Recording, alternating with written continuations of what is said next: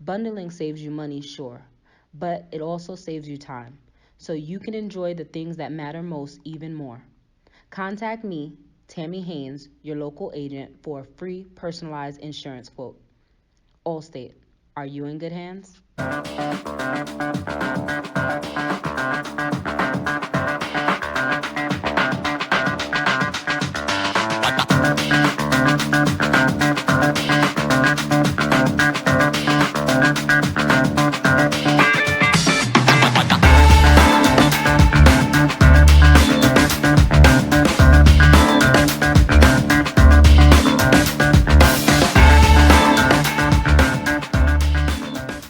The Creole seasoning is a sodium-free and sugar-free blend that's versatile enough to put on anything. One of the first blends I developed more than 8 years ago, the Creole seasoning has an unmistakable aroma, a bold flavor, and a little heat for character. Every time I open one of these bottles, I hear trumpets and big band music. For my people that don't get to see me, trying to remind you who you are, just like in Romans 3. See, we about to blow across the world. Thank y'all for joining me this Saturday afternoon. Welcome to Random Thoughts with DVP, the special edition. And what I want to talk about today is the aftermath and some of what is going on. Most of y'all have been privy to everything that's going on in Georgia with the case. And as usual, I told y'all that I don't want to do anything until I get a little bit more information. So now I have enough information that I can have an intelligent conversation. And what I have with me is some guests who will provide some insight, and plus they like to keep me in check just in case I go off topic. I have Miss Barbara, the Hellraiser, who's in California doing her thing, and she knows a lot about law. And just give them a little quick information about yourself, Barbara. Good morning, everybody. Darren, first of all, I want to thank you for inviting me to come in this morning and give my insight from my point of view. I follow a lot of this stuff. I'm very passionate about the law, so. For some reason, people send information to me. I'm involved in a lot of community things, Color of Change, in different organizations where we go out and try to keep people abreast of what's going on, kind of look out for one another. So I am happy to be here. I've been following this case. I actually heard about it about a month ago, just briefly. The tape hadn't been out, but I guess the police had the tape. I didn't know there was a tape. I just heard little snippets of this story. But I didn't follow it because I didn't really have any information, and I'm a person that if I can't vet the information, I don't have good information. I don't like to put bad information out because once you put it out there, it's hard to reel it back, as we see so many times. So I'm here. I'm ready to give my input. Black lives do matter, and I'm here. Thank you for the invite. That's what's going on. And I got my other buddy, Felicia, who always keeps me on point and lets me know when I'm going too far to the left or too far to the right. Is that all you got to say? No, really. Just out here on the West Coast in Seattle, and I haven't really been following it up until now, honestly, and that was a deliberate choice because part of what we have to do is some self-care, and we need to be active, but we also need to know when we need to create space so that we can absorb a thing, and when not creating that space is going to endanger us. So I deliberately backed away from it for a moment when we really started finding out about it. And now I'm at the point where that anger has kind of not subsided, but it's being funneled more into what can we do? What actions can we take? And I look at all of these issues from the aspect of a mother raising black children, a grandmother of a grandson who this is, with me having daughters, this is my first time having a direct line to a son. And this is something that doesn't frighten me, but it encourages me to act. And I've got to create a better world for him. So those are the things that get me excited around this and just ready to take action. And I think there are various roles that all of us can play. But my part in it is, how do we dismantle this system? Those are the things that I want to look at. How do we take charge of the education of our children? How do we take charge of our communities? What are those things that we can actively do to make sure that we're not crying like this again and again and again, and there's no recourse? Exactly. So what I did was, like I said, when it first came out and people were asking me about it, as always, I just like to take my time and get information because I don't want to pass on more information like a lot of what's being done that I've seen is that people are passing on bogus information. So I like to take my time and do a little research. And what I want to do is, one of the things, and I'm going to get into this, that I really don't like is when people are already people of color. Most of us are talking about we won't be surprised if nothing happens. We got to give up that mentality first, and that's why people don't take us serious. We should all be extremely outraged if something doesn't happen. And one of the things that I push over and over and over and over again, and this is bearing fruit now, is we don't vote. Part of the reason that we don't have a hate crime, and I'm not blaming all this on the system, but Kemp won the governorship of Georgia because over 50% of black people didn't even bother to vote. Mhm. So we're reaping what we sow, and we keep saying that our vote don't count, and it does. But if people push that narrative and we buy into it, we are giving away power because we keep thinking power is something else. We are giving away power. Simply voting will change a lot of things, and with the voting coming up right now, the people who are in Brunswick or Bainbridge, wherever these two things happen, because it didn't actually happen in Brunswick. That's just where they live. The mayor, it's about time. It's about time to re-elect councilmen and some of the city leaders. And if they don't do something about what happened with the police department, because I want to get into the two guys, we clearly know that they were wrong, but to just convict them, but not go to the heart of the problem, the police that did nothing, the police chief, or whoever, if the mayor or those people don't respond to this, they need to be removed.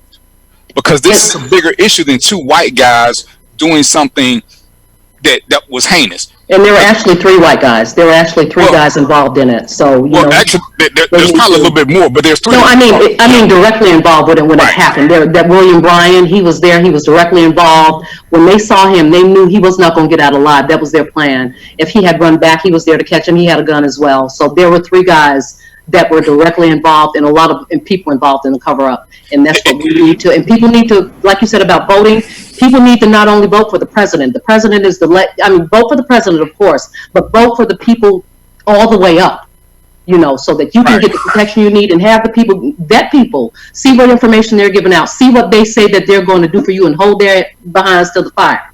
And hold them to the fire. But if we only think that we have to vote for the president, and it's such a job to get out and vote for him, vote for everybody. There's 3 parts to the government.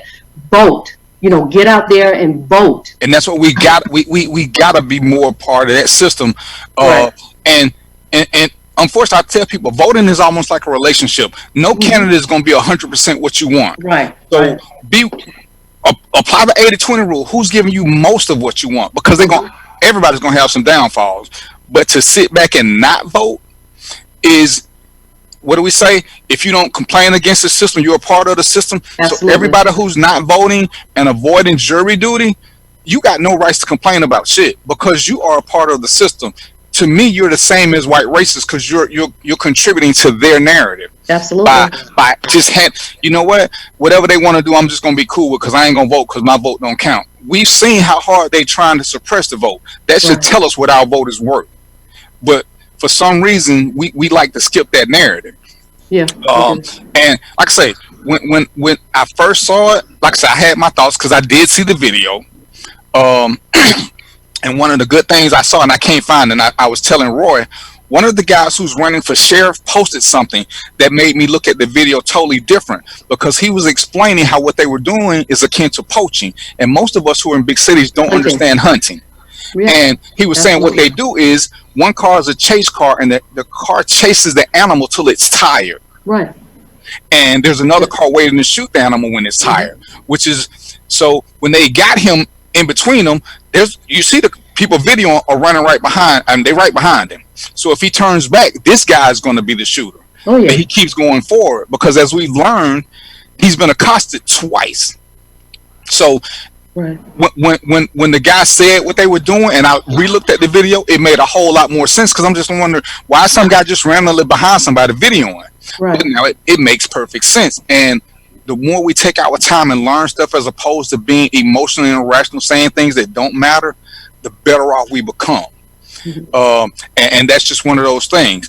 And I posted yesterday, which is how most of you guys got involved, was the citizens arrest law in the state of Georgia. And right now, I'm only going to talk about Georgia because that's the state that I know. That's where I've been a cop. Those are the laws that I learned, and those are the ones I try to teach people. citizens arrests in the state of Georgia can only be made if you see a crime or have immediate knowledge of a crime. There's no other exception. So if you don't see something happening, or I'm gonna just use a rough example. Let's just say we're all friends. If Felicia calls me and say, "Damn, Ernest just broke into my house." See, I know who Ernest is. So if I see Ernest, I can make that arrest. But if Felicia just says a black guy just broke in my house and I ain't sure it is, I can't stop every black guy. But as a citizen, you can do that if you didn't see the commission of the crime, because it's my understanding that you have to be there. I mean, which turns out to be a lie. There were no reports of burglaries in that neighborhood in the last 6 months. So that the whole thing was based on a lie. But my understanding is that to facilitate a citizen's arrest, you have to be there and see. You can't have it by hearsay. You can try to protect Felicia on your own, but you cannot perform a citizen's arrest on a person if you didn't see the actual crime committed. Well, it says with immediate knowledge. So, and that's why I say you can have that point with immediate knowledge, but they didn't even have that clause there to deal. Immediate knowledge means with your bad eye. Yeah, and that's what I say. If she tells me who it is, I can push that immediate knowledge envelope. But if she just say a black guy, I can't. I don't know. But I'm saying here in Georgia, they'll let you can push that one just a little bit. But you have to have immediate knowledge of the subject, though. Well, obviously, you can do a lot of stuff in Georgia, so that's we're not going to even question any of that. But see, that's a good thing, Barbara. Actually, you can't, and this is one of the things I try to tell people.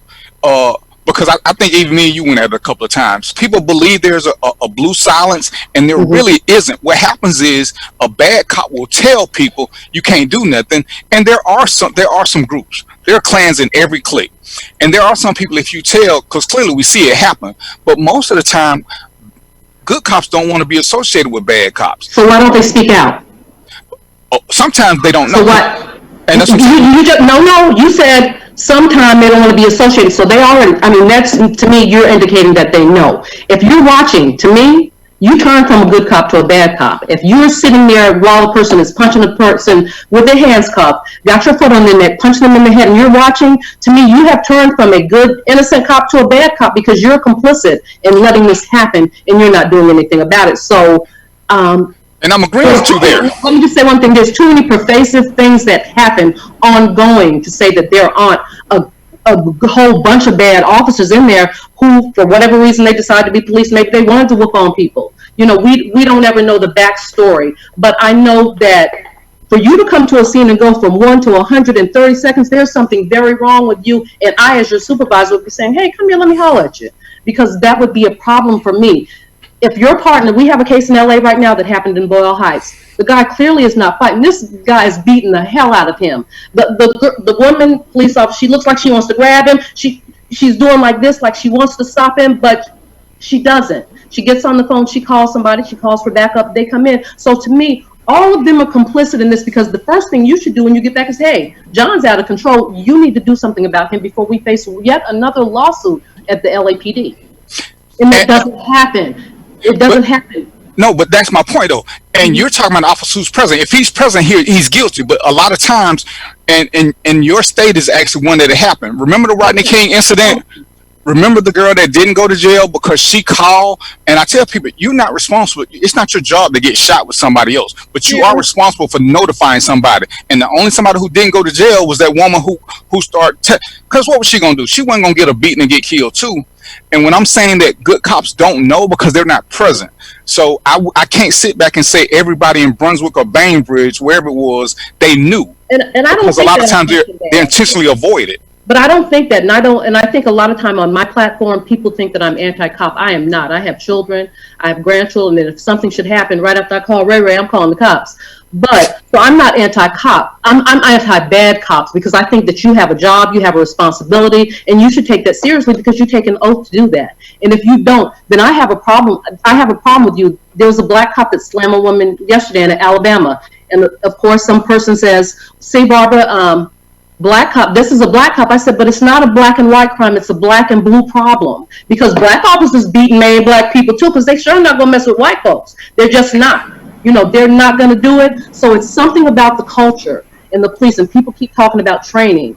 I want them to handle me with the training they train for white people for. That's what I want them to use. So the training is not the problem. It's not the problem. But it actually is.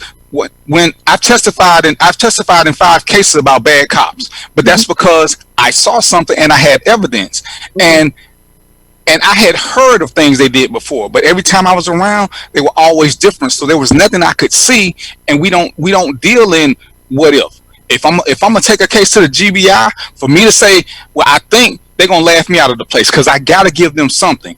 And when I say that, when I'm talking about truly good cops, most of the time nothing is ever done in front of them. I'm sure that other cops think that people are dirty, but our whole existence is based on facts. Because if we should start recklessly throwing out stuff, we become inconsequential because we're just naming stuff.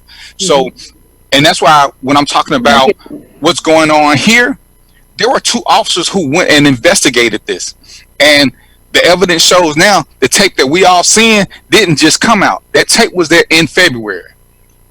That's a problem. With the police officers, and with the DA, but the public didn't see it. They only that's a problem with the police. Right. As a cop, I don't need the grand jury when I have evidence.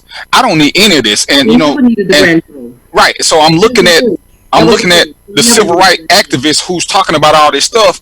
We don't need a grand jury. The courts can be closed until the middle of November. You can arrest people when you have direct evidence of them doing something. So for those officers to not make an arrest, if they were prevented from making an arrest by somebody else, then they got to name names, or they got to bite that bullet by themselves. As an arresting officer, I have arrested high profile people. I got a phone call, and the phone call luckily only said, "Are you sure you want to arrest this person? This will probably affect your career." And I said, if you don't want me to arrest them, just send me something telling me not to, because I need for your name to be on it. I saw a crime. It's in my report. And, it wasn't my fault that they were high profile. And the people backed down because, some of us are intimidatable. Cops ain't no different than regular people. And they're afraid of that because some of them they no different than regular people. Some of them value more their career path than what's right and what's wrong. It don't make me nothing special, but some of us value what's right over everything else. But we can't have people who speak for us that won't defend us. And people's like, well, that's a bad cop. And I said, well, I need more than one incident. Show me something other than a bad attitude. And when the cases I had to go to court for, I had a lot of stuff I could say, see, this guy, when people show me stuff, I can tell you what laws they're violating. These 2 guys got charged with ag assault and murder, which is the correct charge. And the reason I believe ag assault should be the first charge, and this is important for cop play. If ag assault is the first charge and it's a felony, then the murder becomes felony murder, which you can add another charge on them. If murder is the first charge, it can't be felony murder. There has to be a pre-existing act for murder to be felony murder, which gives them more work, which gives them a better sentencing option.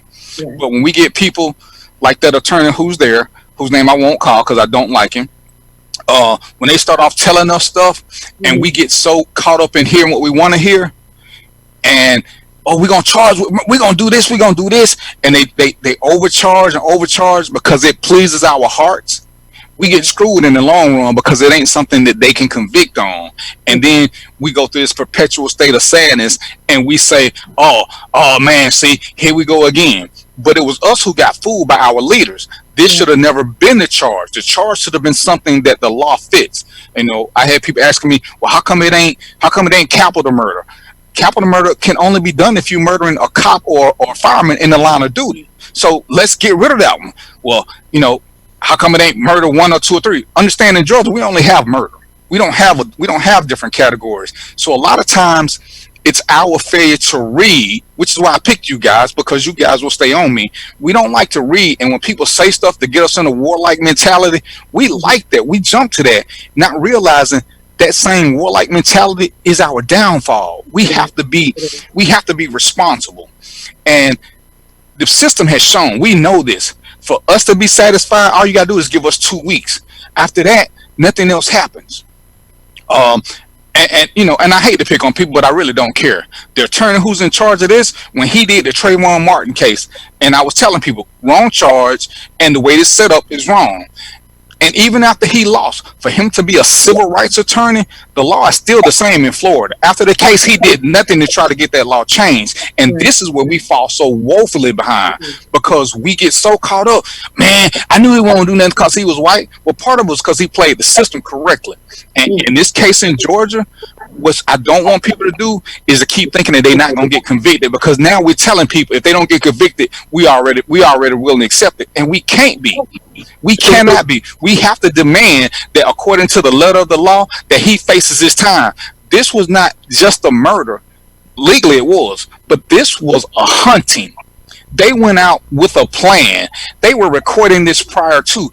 That can't be overlooked. That takes away any happenstance. There's no way you go out. When they saw him, they were going to kill him. When he saw him, he was not going to live further. When he saw him, he knew in his heart and his mind, when he called his friend to bring your gun and help come with me to follow him, he knew at that minute that he was going to die, because all the stuff he said on the 911 call, 80% of it was a lie. So 80%?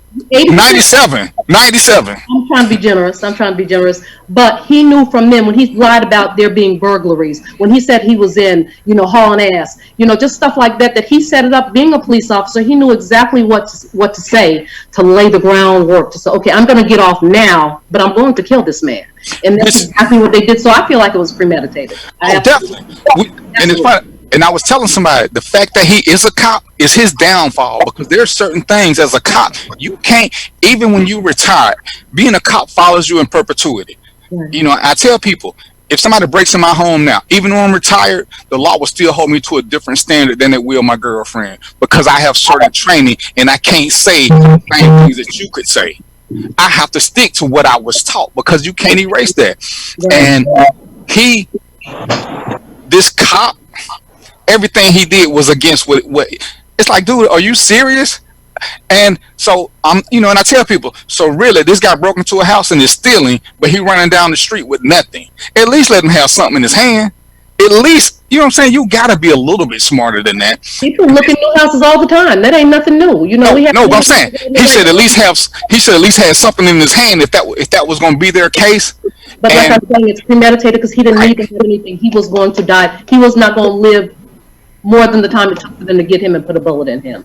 And the crazy part is, because I did a little research into how the video came back up, the third guy pulled a Zimmerman. He was bragging to a friend, right, and showed the friend the video.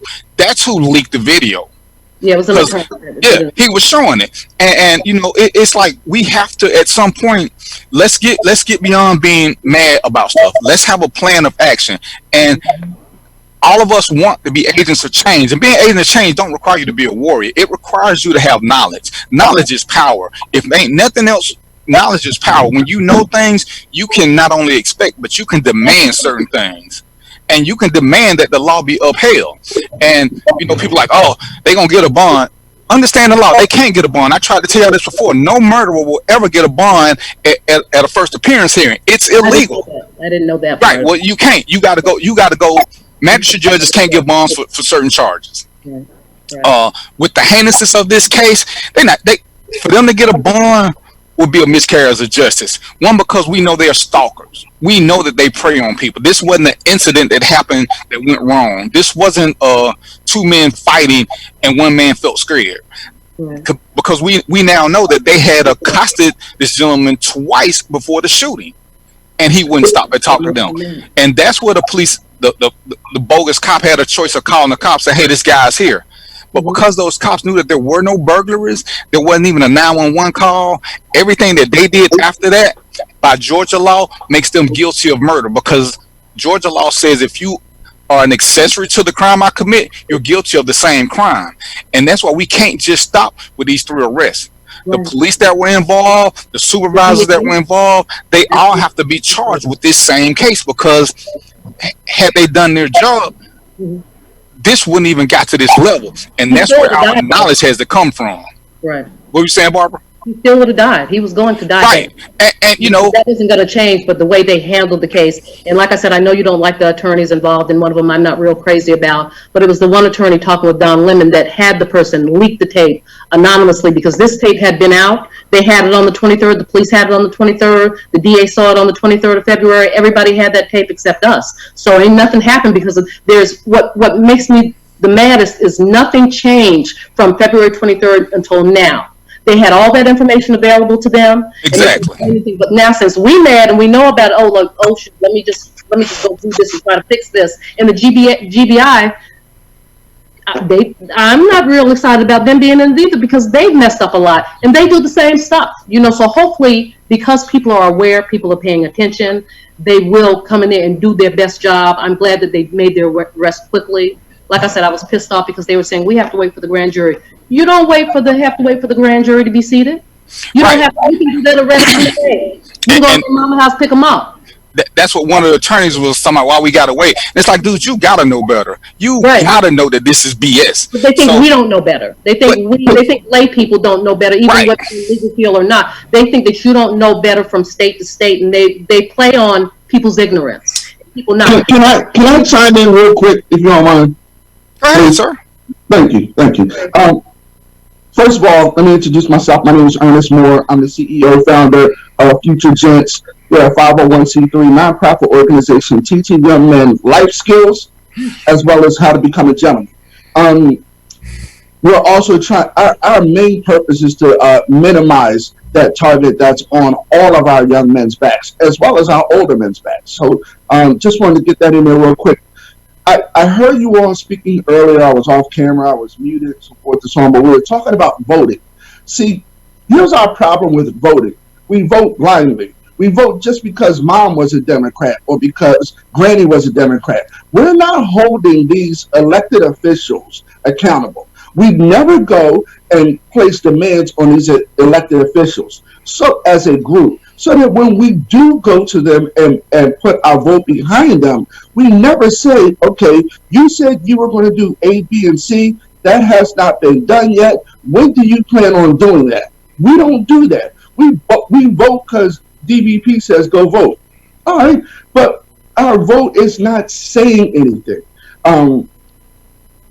If you honestly believe that the majority of this bipartisan system is for us, we are completely mistaken. Now, that doesn't mean everybody.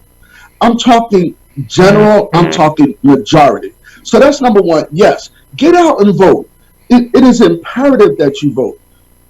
Another thing you said, Darren, which I totally agree with, is read. If you see, I'm in my library, right? Read, pick up a book. All right. That's just two things that we can do. Another thing, we've been doing this same thing. Screaming, hollering, marching, running since Emmett Till. Nothing has changed. What we're doing is insanity. It's a definition of insanity. The same thing over and over and over and over again, expecting a different result. Mm-hmm.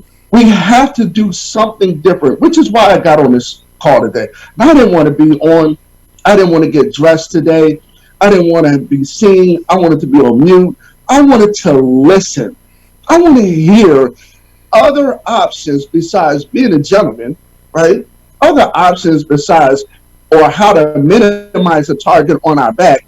We can't worry about them. We can't control them. What we can do is control us. Now, I've heard a lot of people say, we should go to war. We should go shoot back. Bruh, and I say this to all those young folks that are listening. Ladies, please, I'm not talking to you when I say this. Bruh, we do not have the infrastructure. We don't have the hospitals. We don't have the finance. And we surely don't have the ammunition to go to war. That's crazy. That's just crazy. It's crazy thought. We have to hold these people accountable. And I'm all ears on how that can be done.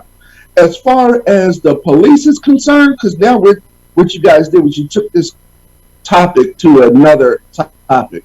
I want to get back on how we can minimize this from happening moving forward. Because again, like I say, we can't control the police department. The police chief is not an elected official. He's appointed. The people that are under him, they are employees just like you all. You all have bad days at work. They have bad days at work. Some of you come to work late. Some of them come to work late. Some of you slack. Some of them slack. Yes, they are there to protect and serve, but we know that they're not always going to do that. So my question is to this panel and to those watching and listening, what are we going to do specifically? And I'm taking notes so that when little Johnny gets shot again, cold blood in Chicago, or little Johnny gets shot in Detroit, or little Johnny gets shot in Mississippi, I want to be able to come back and reference this conference. So I'm all ears now. What are we going to do specifically? All right, and what we're gonna do, we're gonna take a quick break, and we're gonna come back, and we're gonna start right there with you, Mr. Moore. Okay. All right, so we got to take a quick break, ladies and gentlemen. Let the bill payers, let the ads people do what they do, and we'll be right back. My people that don't get to see me, trying to remind you who you are, just like in Romans 3. See, we about to blow across the world just like a day that's breezy. This motivation for the people and this classic Bible teaching say, make this for my people that don't get to see me, trying to remind you who you are, just like in Romans 3. See, we about to blow across the world just like a day that's breezy. This motivation for the people and this classic Bible teaching, hey, motivation. The Cuvée Group is a Florida-based marketing and training consulting firm. We help businesses communicate to their target audience and engage them in conversation. We also help to expand their audiences, which will ultimately result in growth for those organizations. In addition to being a certified constant contact specialist, my colleagues and I are also certified in John Maxwell Leadership Principles. We use these proven principles to conduct workshops, training, and private coaching sessions for individuals and companies looking to take things to the next level. Contact us to schedule a free consultation. Issues today, don't delay, call Cuvée.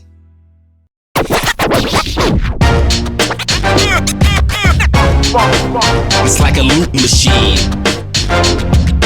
All around town, people trying to get down.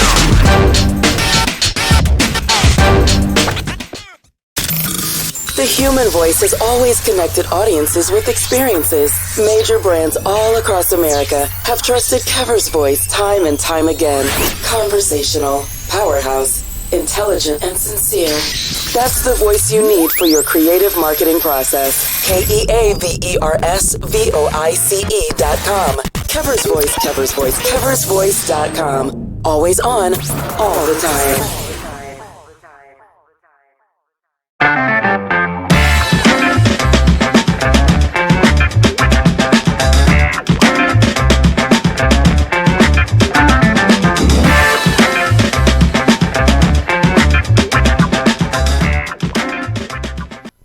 Now you can't. Hello, everyone, and welcome back to Random Thoughts with DVP. Joining us today, of course, we have DVP, our host, Barbara, Miss Felicia, and Ernest, who are having a discussion on some of the things that we need to get going and have happen in our community. I want to start off this segment as they're going to get back in, as D is doing a couple of quick things. And Ernest was talking about some of the things that he'd like to see done. Ernest, let's get your... We're gonna start with Ernest and then move over to Felicia with this to see what are some of the things. Let's get 2 or 3 things, and let's just give the bullet points first, and then we'll come back with the discussion. What do you think we need to do as far as this discussion goes? And moving forward, what do we as Black people need to do? That's a great question, and I'm glad you're asking me that question. Being that my organization is all about gentlemen and men. First of all, our Black men need to stand up. That's number one. We need to stand up and say, not on my watch, right? We also have to become not proactive. We need to handle this before another one happens. Because see, what happens is, and like Darren said earlier, we're all emotional now, right? But that happened in February. Right? We should have been emotional in January, December. We should have been emotional back when Emmett Till got killed. We should have been emotional back when Rodney King got beat down. That's when we should have been emotional and ensuring that this doesn't happen again because we're always emotional, as Darren said again, those first 2 weeks. But then after that, it dies off. So, one, our black men need to stand up and say again, not on my watch. And to his female counterparts and children, I'm going to protect you. That's number one. Number two, we need to read. Read. Pick up a book. The third thing we need to do, Darren said it so eloquently, we need to vote. But when we vote, we need to go with demands. We need to go with demands to these politicians. If you're going to exercise your vote, put some weight behind that vote. As they say it with your chest. Let's get behind that. Let's make sure that these politicians know exactly what we want from them, because they know that we'll give them their vote. We'll give them our vote, and we won't say nothing after that. They can do whatever they want to. So that's that. Lastly, go to the gun range. How about that? Let's teach our young men, and this is another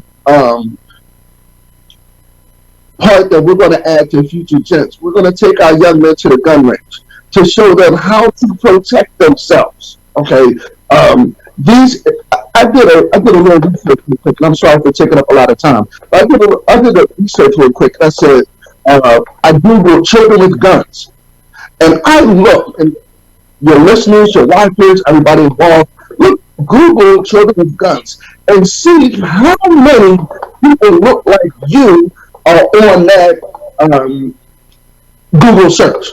Zero, nada, none.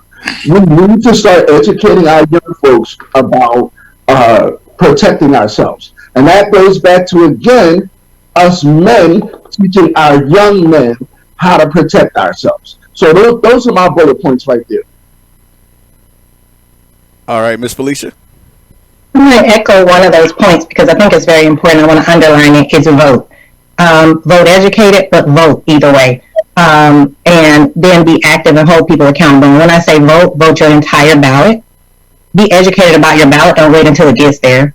Don't be unable to vote and be disenfranchised voluntarily. Meaning, if you can go out and get other things, you can make sure you have an ID. You can make sure grandma has an ID. You can make sure your cousin has an ID. Don't let simple things like that be a barrier to something that's very important for you to be able to execute upon.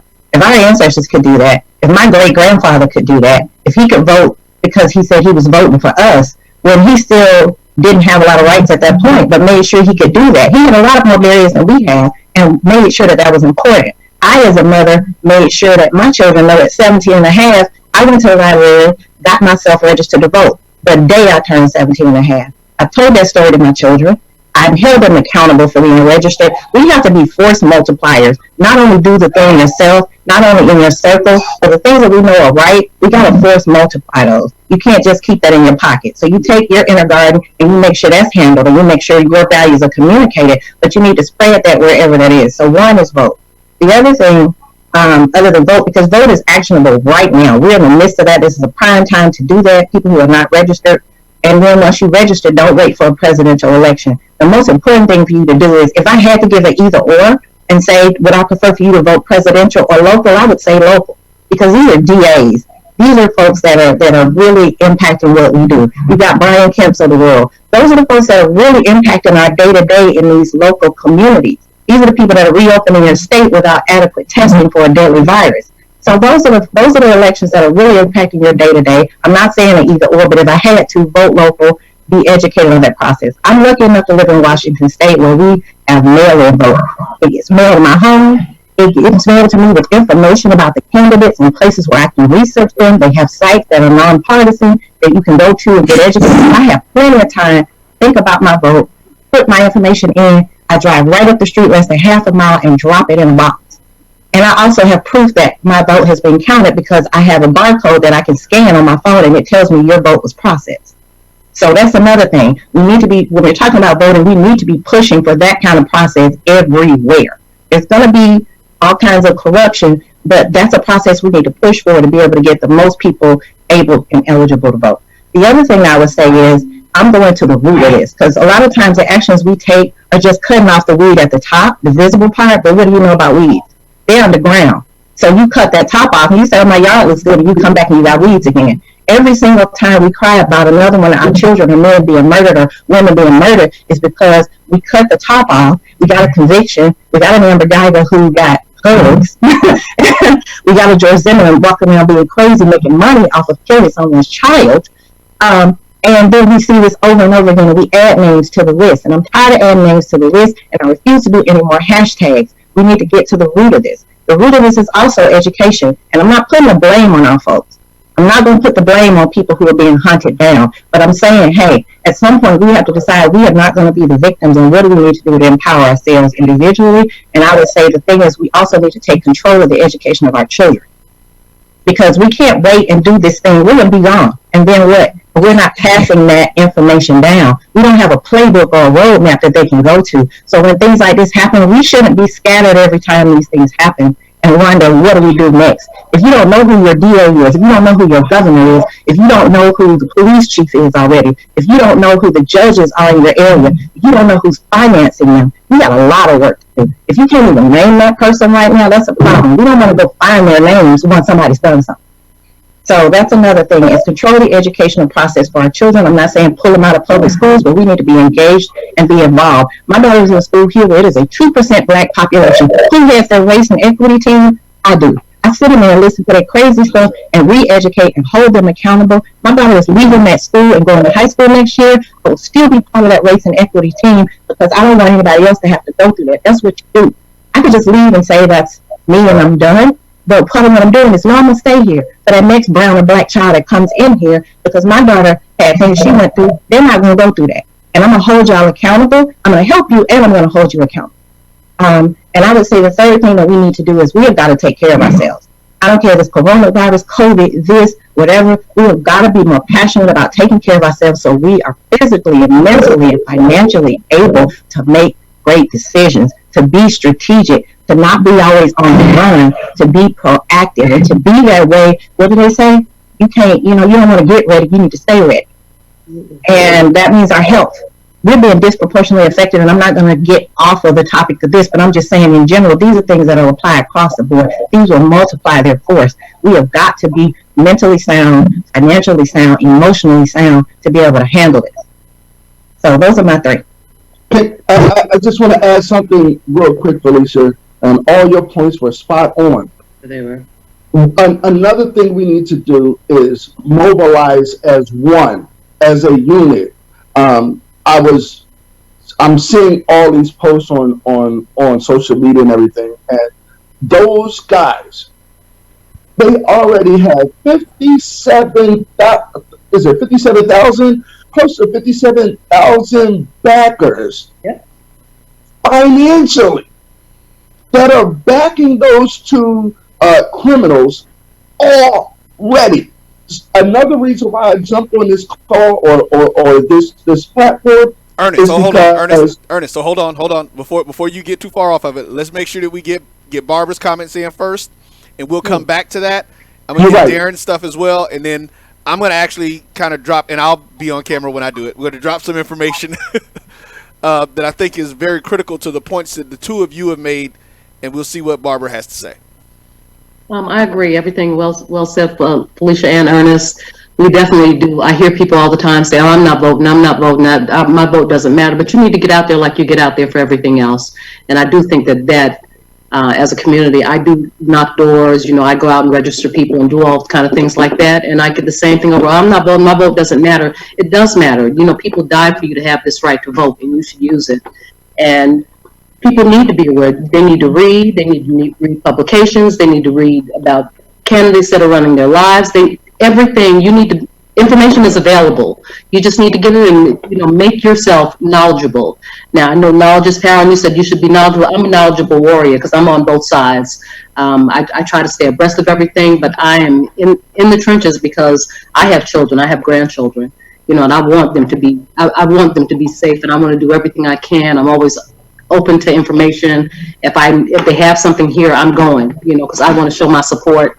We had a case here that we were supposed to have a town hall meeting for a little 7-year-old who the police were called to the school. Little 7-year-old black kid, and I live in an area where it's probably 2% or less than 2% of the population are black students, and I could not believe that this little 7-year-old child, what happened, a little 10-year-old white child lied and said he had a gun. They checked, it was Valentine's Day, they checked his backpack, and all he had was Valentine's Day cards. So I rallied till they said they were going to have the town meeting, and I think they were so glad this pandemic came because I was going to go there and let them know that's not appropriate.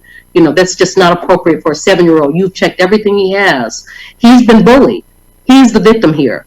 And to have another child know enough to know to use that against a black child is very scary. That they know all the tools already. And I tell people, white children go to school armed and dangerous. They're already ready. They already know these things. And our children, we try to protect them so much till they're not aware. They don't always know when it's time to tell us or involve us or involve an adult to protect them. And we need to be vigilant about telling them what should happen, what they should do. I told my children, you don't fight battles. You let me know and I'm here. You let me know and then I'm going to go fight. But the thing is to let children know, because we have to start, Ernest, it sounds like a really good program that you have. I wish my grandchildren were close enough where they could be involved. I don't know if you have something out here in California, but we definitely need to let them know and let them be more self-assured and to know when it's time to get someone to intercede in their behalf. But definitely vote, definitely we have to get out and vote and do our part. And let me say something right quick, because we talking about voting, and I know everybody doesn't believe in voting, and part of the reason that some of us don't believe in voting is because we don't want to. My 2020 theme has been accountability and responsibility. We don't want to go out and do those things to become more knowledgeable. We want people to tell us, and when they lead us astray, we look at them funny. But it's easy to vet information. One of the things that I like about most of my cast is, like I said, Felicia will give me hell. And we'll go back, even a couple people who I've invited on the show, post links, post where you're getting this information from. When people were sending me stuff, and a lot of people who accuse me of you always protecting cops. No, I just know what we're looking for. We need facts. Your emotions don't really mean a whole lot. What we personally believe has nothing to do with what we legally believe. And when we say we won't vote, when we say we won't go to meetings, because I don't believe in protests and marching. Everything should have a reason. If we're going to protest, go to the Capitol. Go to these meetings where these people are. Don't just be on the highway. To me, that's dumb. Who are you protesting to? What we have to do is make our voices heard, but we have to know what we want. And we have to quit saying that we all have to agree. We don't all have to agree. Even with that page that they got up to get those guys money, it ain't got 1 million people on there, because all white people don't agree with that. There are those select few that do. And what we have to do is we have to pick our battles and not let them be so much emotional. When we pick a battle, it has to be one that's worth winning or worth fighting, or else we're going to all get tired. When people say, well, why don't you do more? I say, you know what? Because sometimes y'all frustrate me, and I don't want to, because I see the path y'all are headed down to foolishness, and I don't want to waste my time. We all got things that we need to do. Pick somebody who you know that will go back and forth with you in a respectable way and give you knowledge. Me and Felicia have disagreed vehemently on some things, but it never got to be disrespectful. If you watch me and Barbara, you would think that we're two different sides. She's anti-police and I'm pro-police, but that's not the case. You have to listen intelligently to see that we want the same things. We just got two different avenues. And one of the things I always preach is we got to have multiple ways of attacking a problem. That way, if we hit a bump, we not stumped. We can pick the other person's route. And too many times we think everybody has to agree or it won't work. And if that's the case, you're already defeating yourself. Hell, you don't agree with everybody in your household most of the time. It doesn't mean you start kicking people out. So we have to become more educated. We have to make our dollars count. Robert says something about our money and the voting process, and we got enough money to educate us. We don't, because and this is, I don't want to get too off subject, but look at how many kids are behind in school lunches and they can't eat. They're not learning. So they become a problem because this is where they go to eat. They can't afford it. So while we got this money, and I put out a thing last year for everybody to go put $20 on a school lunch account, just to go help these kids get along. While we got this money, we're not using it to our advantage either. or everybody posted the thing. Well, not everybody. A lot of people post things, but all them people waiting to spend their stimulus money. And out of all the things we ever talk about with money, we never talk about giving back at tax time. Go put some money on the school lunch program, but that's not my problem. Well, it is, because it affects our community. And as much as I want to tell you, this election, it is more important that you vote for the president. But in my world, it's more important that you vote locally. These are the things that affect you, your family, your kids, the schools, the roads, all that. Those things we have to become knowledgeable of. And again, take the 80-20 rule. Make sure you're getting something. Nobody's going to be perfect. The best politicians are going to do some things that you don't like. Right. It's just the system. But what we can't do, again, is we can't let our emotions override common sense. You have to do some research. You know, people hate when I start giving them the sections of the law. This is why this ain't a crime. Well, that don't make sense. Doesn't matter. It's still the law. Whether it makes sense or not, you can't change the law in the middle of a case. When I go back to Trayvon, and I hate bringing up the Trayvon Martin case, but that law, how long ago did Trayvon Martin get killed? 10, 12 years ago? Yeah. And that law is still on the books. Nobody has fought to change it. Not any of these attorneys, not any of these civil rights activists. So they giving us a load of shit, but they always in line to take our money. And this is where we have to be more cognizant, and we have to challenge those people. We have to start challenging our church leaders. They bring us politicians every year before election and tell us who we should vote for, but then when they don't do something, they don't come back and hold them accountable.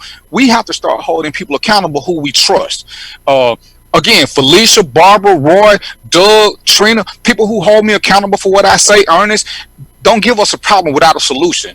I can give you some ways to get around it, but you can't keep telling me that you're giving up. You can't keep telling me what white people do. We can be successful, but what we have to understand is that at some point, everybody has to stay within their lane. Tomorrow, I'm not going to be a billionaire. I got to be happy with the fact that I can be a thousandaire and do the best I can as a thousandaire. And that's where we have to go and stop thinking we can. What they say, the journey to a mile starts with that first step. You got to take that first step. You're not going to just jump out the bed and be a mile and a half down the road.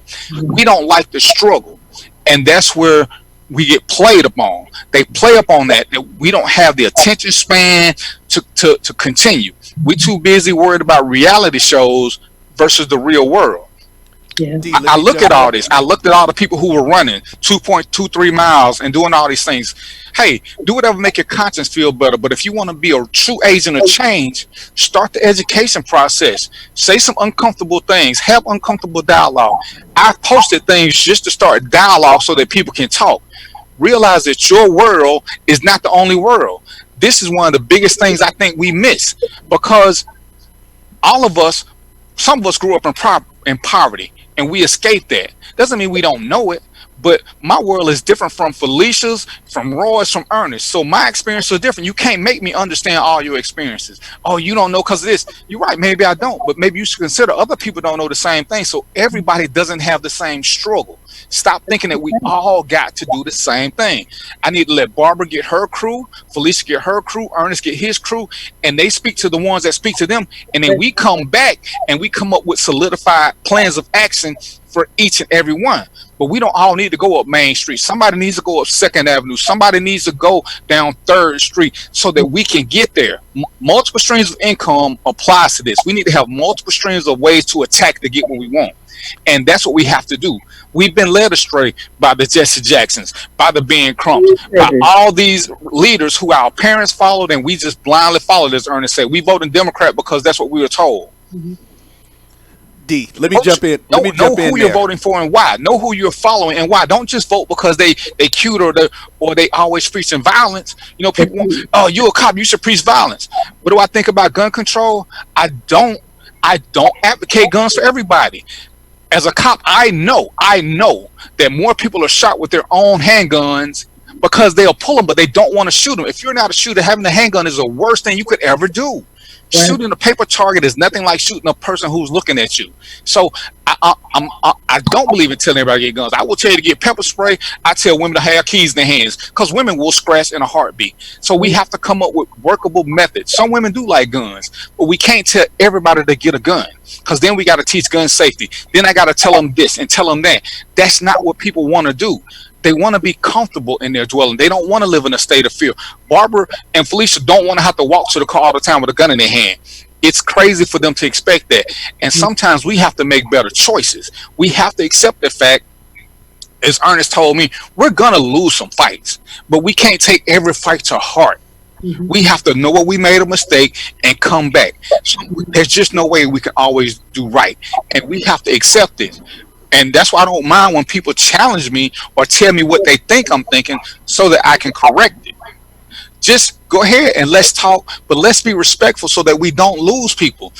Because the best social media friends I've made are people who disagree with me, but we didn't get the name calling. I may not agree with their point, but I have to accept it as their reality. Women look at things way differently than I do. The predator for me is way different than the predator for them. So we have to accept each other's views so that we can move forward. Roy, you had something you wanted to say? Yeah, I wanted to jump in on that point that you were making. Actually, a point back after you just made about the guns and stuff. That kind of wrapped up everything that everyone was talking about. And it's interesting that you say that. One of the things that happened, and I'm not sure if Raylene is still tuned in or not, but a few years ago, Ray edited a piece for me that I did.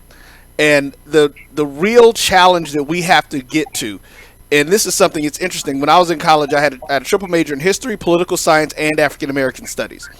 I did a paper on the fact that throughout history, the establishment has always chosen black leaders. And those leaders that they have chosen have always been polar opposites of each other. They never give you someone who is saying, listen, we understand that not all black people are the same, that we are not all going to think the same. That's just a reality of life. And that's where we have to start at. The point that you made that I wanted to try to jump in at that point was that the first thing we have to do is we have to get to a point where we say, okay, there are certain things that across the board will be beneficial to the majority of the black people. Whether you're a conservative black person, a liberal black person, someone who grew up in poverty, someone who grew up in wealth and substance and things of that nature. And then we have to come up with something. And I'm going to go back to it, and you're throwing out some stuff.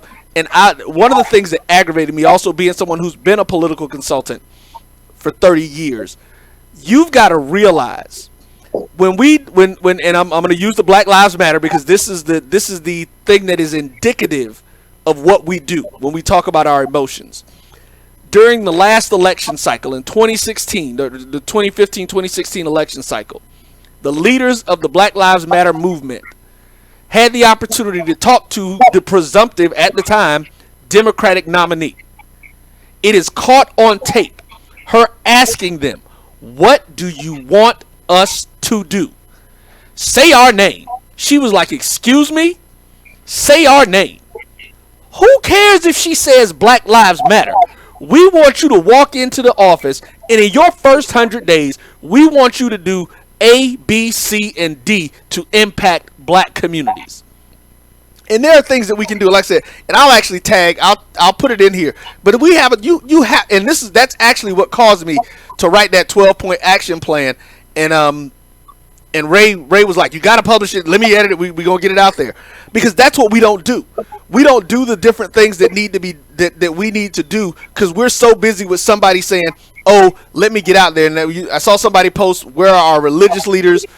Listen, the unfortunate reality of our people is that all, or not all, because I don't believe it's all, but a lot of our leaders are bought and paid for. Yeah.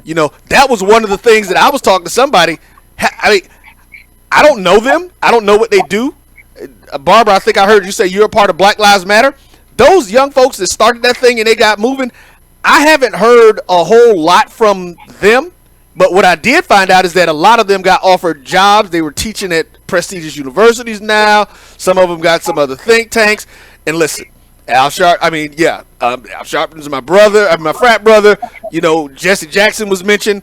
all of these people have moved to a place now where they are comfortable. It's just like with any other politician that's at that highest level. They stop worrying about the people that put them in office, and now they're concerned with the people that keep them in office, which then turns to the other part. And this is going to be the last part of what I'm going to say for now, which turns to that part about our finances.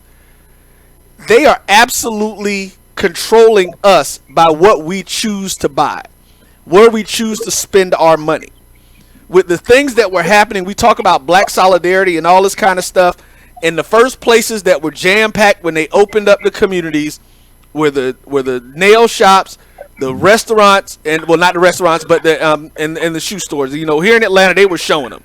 People were going all out, and they were talking about how that some of the folks in the Asian community were not doing things and how they were treating people. How our black brothers and sisters are getting treated over in China. You know, the Africans who are over there. Yeah. If we don't start spending our money around our people, and you know, me and Darren, this is one of the things that we talked about that we agree on. I am so sick of us boycotting, because if we supported businesses that supported our communities, we wouldn't have a need to worry about boycotting other people. Because if you realize it, the money, you have to vote, because the people, especially in local elections, because that's who deals with you day to day. Those are the things that impact your lives every single moment of the day, whether you know it or not. But the other thing that we have to do is that if we don't start realizing that the dollar is what drives 90% of all of the change in this country, because trust me, look at what happens.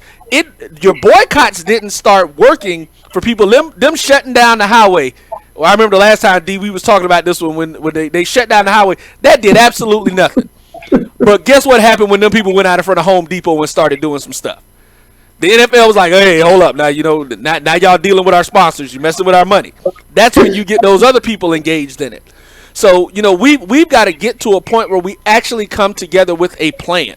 You've got to say something. We have a meeting, and at that meeting, the first thing that y'all say when we walk into the meeting, you leave your religion, you leave your sexual preference, you leave your job description. All of that stays at the door, because there's one reality that, and we can use the people who are on this call right now. There is one reality that nobody can say whatever they want to. The first thing that they notice about you is the color of our skin.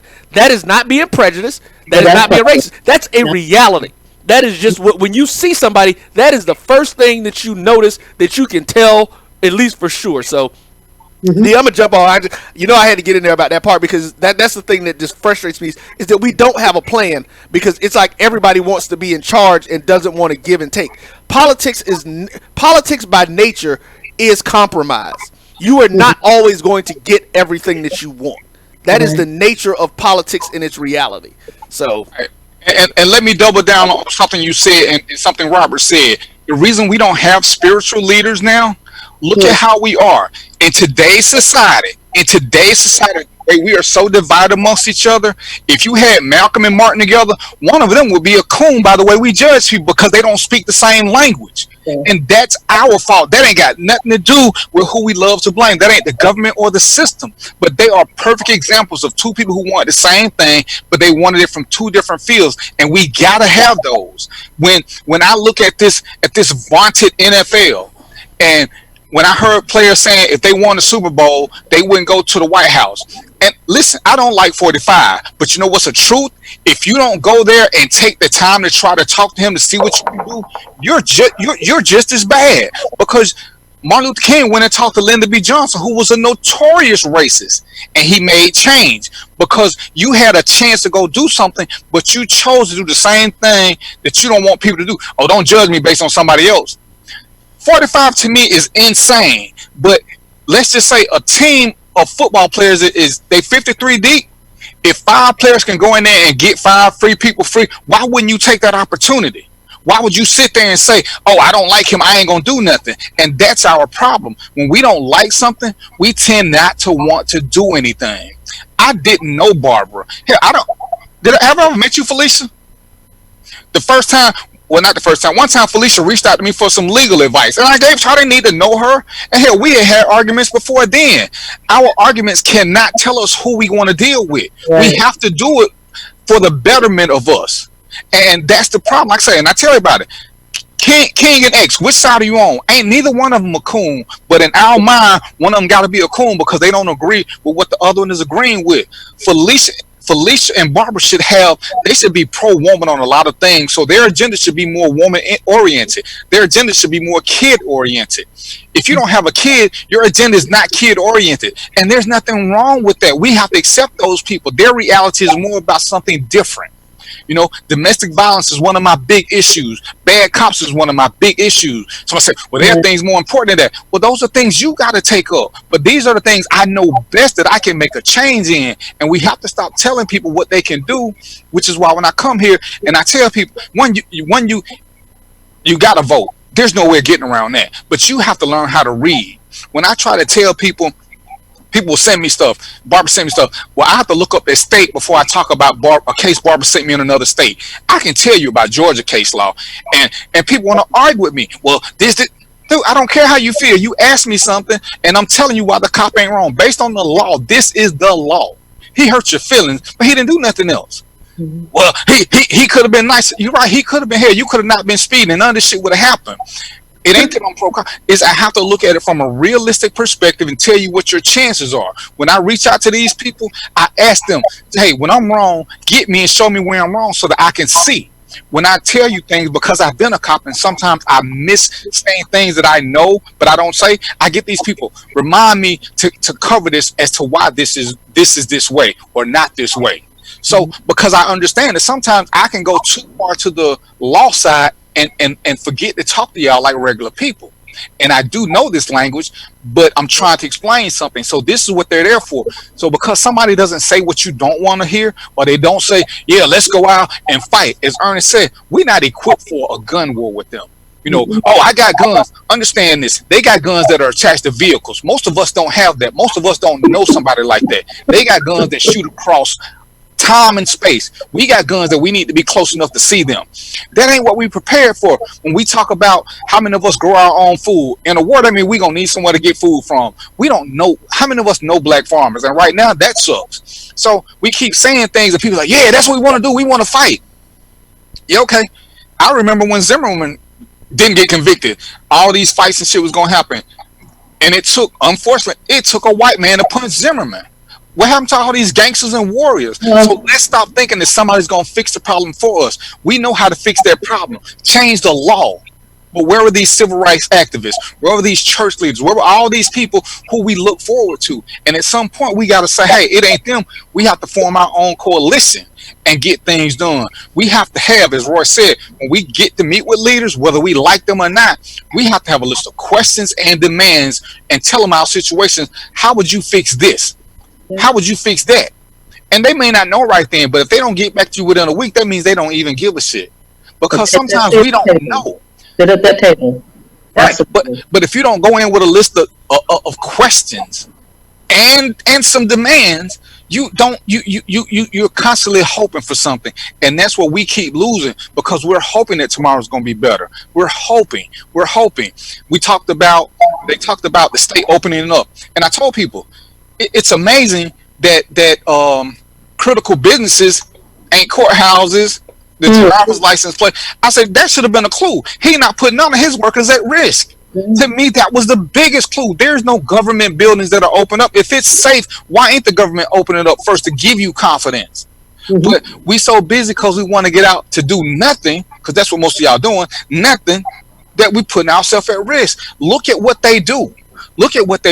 And I talk about the what about. Stop talking about what all white people do. White people do. Let's worry about us. Don't get me wrong. I got white friends, but the bulk of what I'm doing is trying to make us better. So I don't care what Becky and Billy Bob do. I don't. I need for us to be on a better path. And if it means I got to get in your ass and you got to get back in mind for us to understand the gravity of what's going on, you know, I got to tell my kids that about the bad cops. Okay, put that in the same context with the coronavirus. The coronavirus is only really killing 2 to 3% of people. So 97 are getting away. If you're gonna tell your kid about bad cops, tell your kid about their badass friends who are gonna break into your house. And Oh, I don't want to talk about that. Well, if we're going to talk about the things we got to fix, we have to fix who we trust. That's part of our problem because we want so much from everybody else, but we don't demand anything from each other. Why is that the Asians and the Chinese don't get picked on? They believe in honor. They got as much crime as anybody else, but you don't see them go out publicly shaming their family name. You don't see them go out publicly shaming their race. That's what we do, and we don't get that. That's why we can be so disrespected. As much as I tell people how much I hate the N-word, you still see people posting it. Oh man, you sensitive. No, I'm just gonna claim mine. I ain't gonna let nobody call me that. Oh, they call you that behind your back. I can't do nothing about what they call me behind my back. Not shit. And you know what I don't worry about? I don't worry about what people say behind my back. But publicly, I got to present this, and I got to make it the same for everybody. And that's what we have to start doing. Demand accountability from home, then your neighborhood. Then you can reach out because now people see that's a way of life. Not just, oh, I'm going to make all white people call me Mr. Bell, but all y'all can call me homie. No. Everybody who going to call me by the same name. It's so that there's no distinction. Right. They see that basic standard. It's like, you know what, that dude right there, he demanding respect from people. So you know what, you automatically give it to people. Because when we don't know people, we see how other people treat them, and automatically we upgrade them or downgrade them based on our perception of how other people are treating them. You know, I got some doctors I'm cool with, and I still call them doctor, even though we friends, and I should be calling them by their first name. I'm 54. I still say sir and ma'am to people. For us, it seems like those little things, and they matter a lot. Because it's a perception. It's a perception. Why don't white people give us more respect? Because they see how we treat each other. Why should they? I don't think that's all of it, though. I don't think that. No. I'm saying that's just one of the issues that we have, and we have to look at a bigger picture. The ones that do show each other respect. I mean, I think, and as a black woman, I get it all the time. You know, I'm a professional woman. And I think we get stuff all the time. So I don't think it has anything to do with because they don't see who treats me. I'm a professional woman, and I should be treated as a professional. So I'm not gonna cop or agree with that one. No, they may not. I feel the same. They've been mistreating us since we got here. So but let that go as that's the gospel, and they're doing it because they see us doing it. Because most of the time they really even pay attention to us unless it's some, they're not. And they don't. But they have, and that's what I'm saying. But we got to start. If we start demanding self-respect from within each other, we need to do that regardless, but not right. It needs to be regardless. We need to be respectful to each other, and we need to have standards for ourselves that we make people adhere to. But it doesn't have a darn thing to do with how they treat us that way. Because for one, demographics are changing, and I think a lot of fear is in place, and they've been emboldened. So. People say that racism has always been here. We're not going to lie. They say that it's not changed. This is different. What we're seeing right now is something different. I don't know exactly what it is, but it's a little something, if somebody's giving them the wink or the nod or what it is. But I'm never going to agree to the fact that they treat us like this because of how we treat each other, even though we do need to treat each other better, and we need to have more respect for ourselves as a people. Barbara, you know what it is. You know exactly what it is, and this is why this next vote is so important. This is 45ism at its hilt. 45 has made it universally acceptable to disrespect us. He's made it like that, which is why it's so important. When I did the raw numbers, and I'm a believer in the electoral college, but the raw numbers still say that 40% of us never voted. That cost us. That cost us. Again, system it needs to go. Yeah, with the Stacey Abrams, Brian Kemp, more than 50% of us never voted. So that is an issue unto itself. So if we don't vote, we can't complain about no other system out there because it's what we're doing. We will vote on. We'll vote on who got the greatest basketball team of all time. We'll vote on who got the biggest booty. But when it comes to legitimate stuff, but a lot of stuff is really based and housed in systemic racism, and we just don't. We need to do better. Felicia talked earlier about educating ourselves, educating our children. A lot of those things we definitely need to do. But I have to treat us. I have to jump in on this one. I'm sorry. I gotta jump in on this one. Please forgive me, moderator and DVP and Miss Barbara and Miss Felicia, but I gotta jump in on this. Okay. First of all, we're 14.7% of the population. If every last one of us voted for a candidate, it still wouldn't matter. That's number one. That's number one.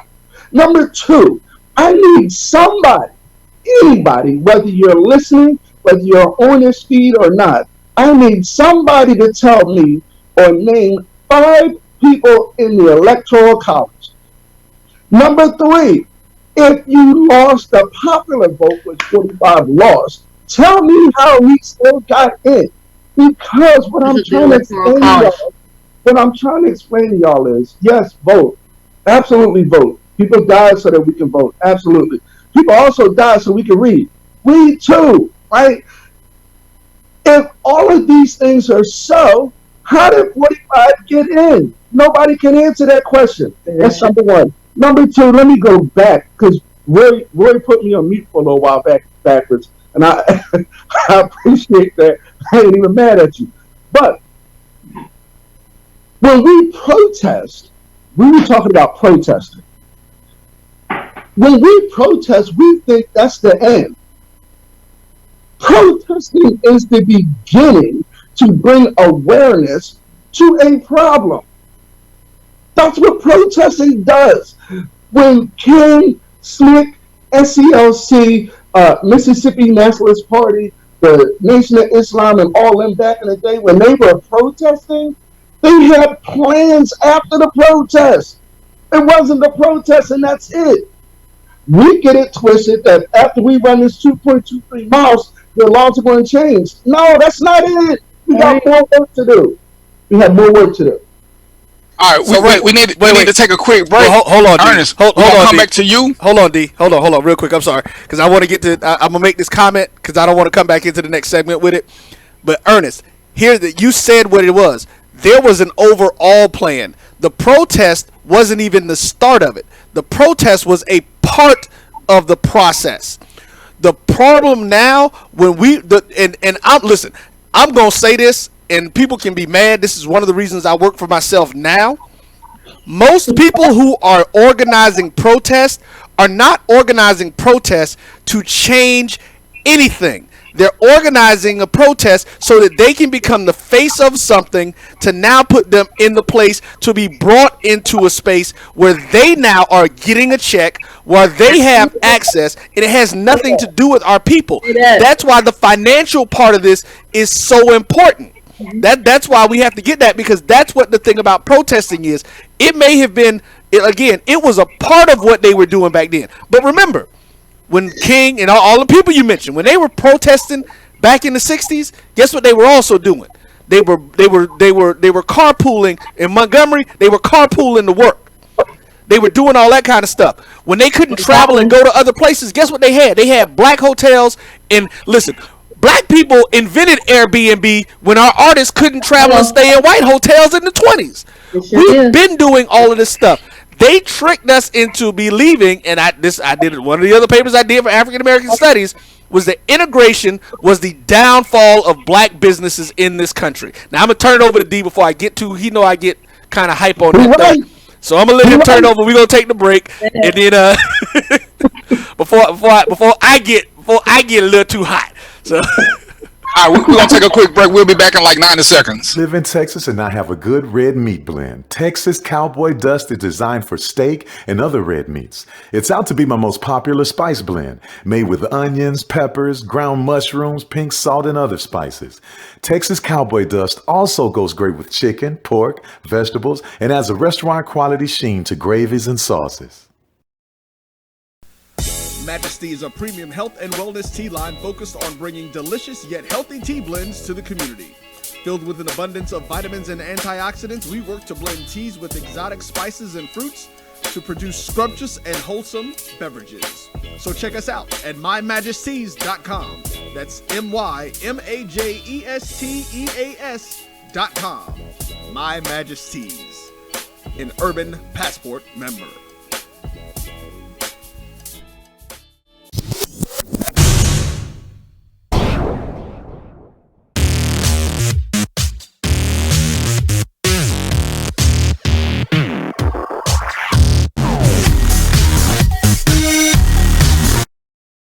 Are you hungry for?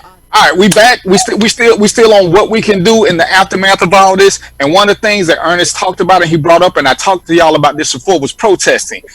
I do believe that protests have a place. I'm just not a big fan of it because when we protest, you have to go in with some expectations and some demands. You can't be protesting to make your heart feel better. To me, that's dumb. When we do these protests, remember before people wanted to protest all these other places, and I couldn't understand why.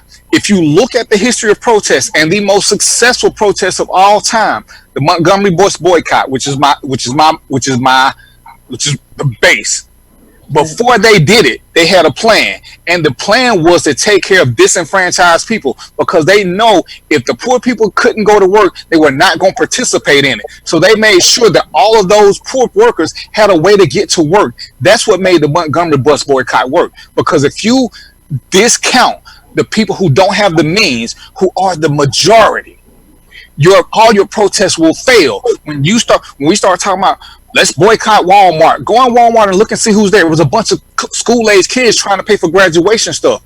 If they start laying off people at the cashiers, which we all know ain't ever enough, that doesn't affect the execs. So why are we boycotting places where we work for what? What did Walmart do? Walmart stopped selling rap music that was degrading to us. Walmart did a lot of things, but they employed our people.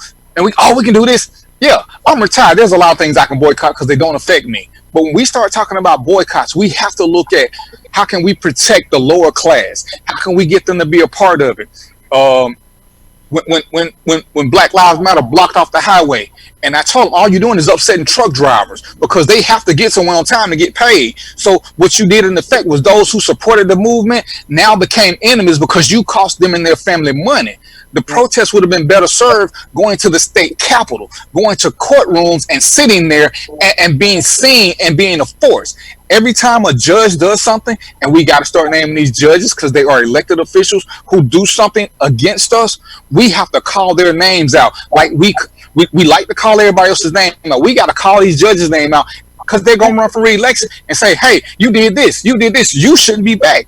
These are the things that we don't like doing because they require just a tad bit of research. And this, again, so if we're going to protest, we need to go straight there. Sheriffs are elected officials. We going to the police departments and stage the city. And what is they going to do? What's they going to do? They're going to lock you up. But the police works for the mayor, who, guess what, is an elected official. So goes to City Hall. Let them see you. Let them have to walk through you to get to work. Block that excess parking where they can't get around without seeing you. When we protest, we're protesting to make us feel better. We're not protesting for change. To be an agent of change, which is what I'm asking everybody who wants to be. Because some of y'all just want to be cheerleaders, and that's fine. Know your role. But if you want to be an agent of change, do something that's going to make an actual change. Don't do it just because, I need 1,000 people. No, you don't. It don't only take 5 people to block a driveway. Mm-hmm. And some of it may be uncomfortable, but right. Not all don't feel good. Exactly. And understand, when you do certain protests, if you do it when other people are working, they can't be a part of it no way because they still got families to feed. Everybody can't be a DVP. Well, I'm retired, I get a check regardless. If I say I want to protest Monday at 10 o'clock, if Barbara and Felicia got to go to work, they not going to work. They got to put their family first. They can't put the cause first because they don't want their family to starve. And then I'm going to blame them saying they're not helping because this. I'm sorry, Barbara. You keep bragging about being retired. You all got to work. Okay, well, because I'm an old man. But these are the things that you have to consider when you start talking about protests and who you want on the team and why you want them. And this is why it's so important when you find people who are of the same mentality, not the same mindset, but of the same. Right. You find out what works, and y'all come from different avenues. Because it may work for me to do the day shift. It may work for Barbara to do the evening shift. It may work for Felicia to do the weekends. We don't all have to be there together. We can take our crowd, or I can steal some of their crowd whose schedule matches mine, and that's how we make change. This is how we affect the system. The judge who gave the little white boy, the rapist, probation because he didn't want to affect him. We can't. Do we even know his name now? And he's elected. And these are the things that we miss out on because we want to talk about this. And as we get back to the Georgia case, it's great that these 3 guys are going to jail.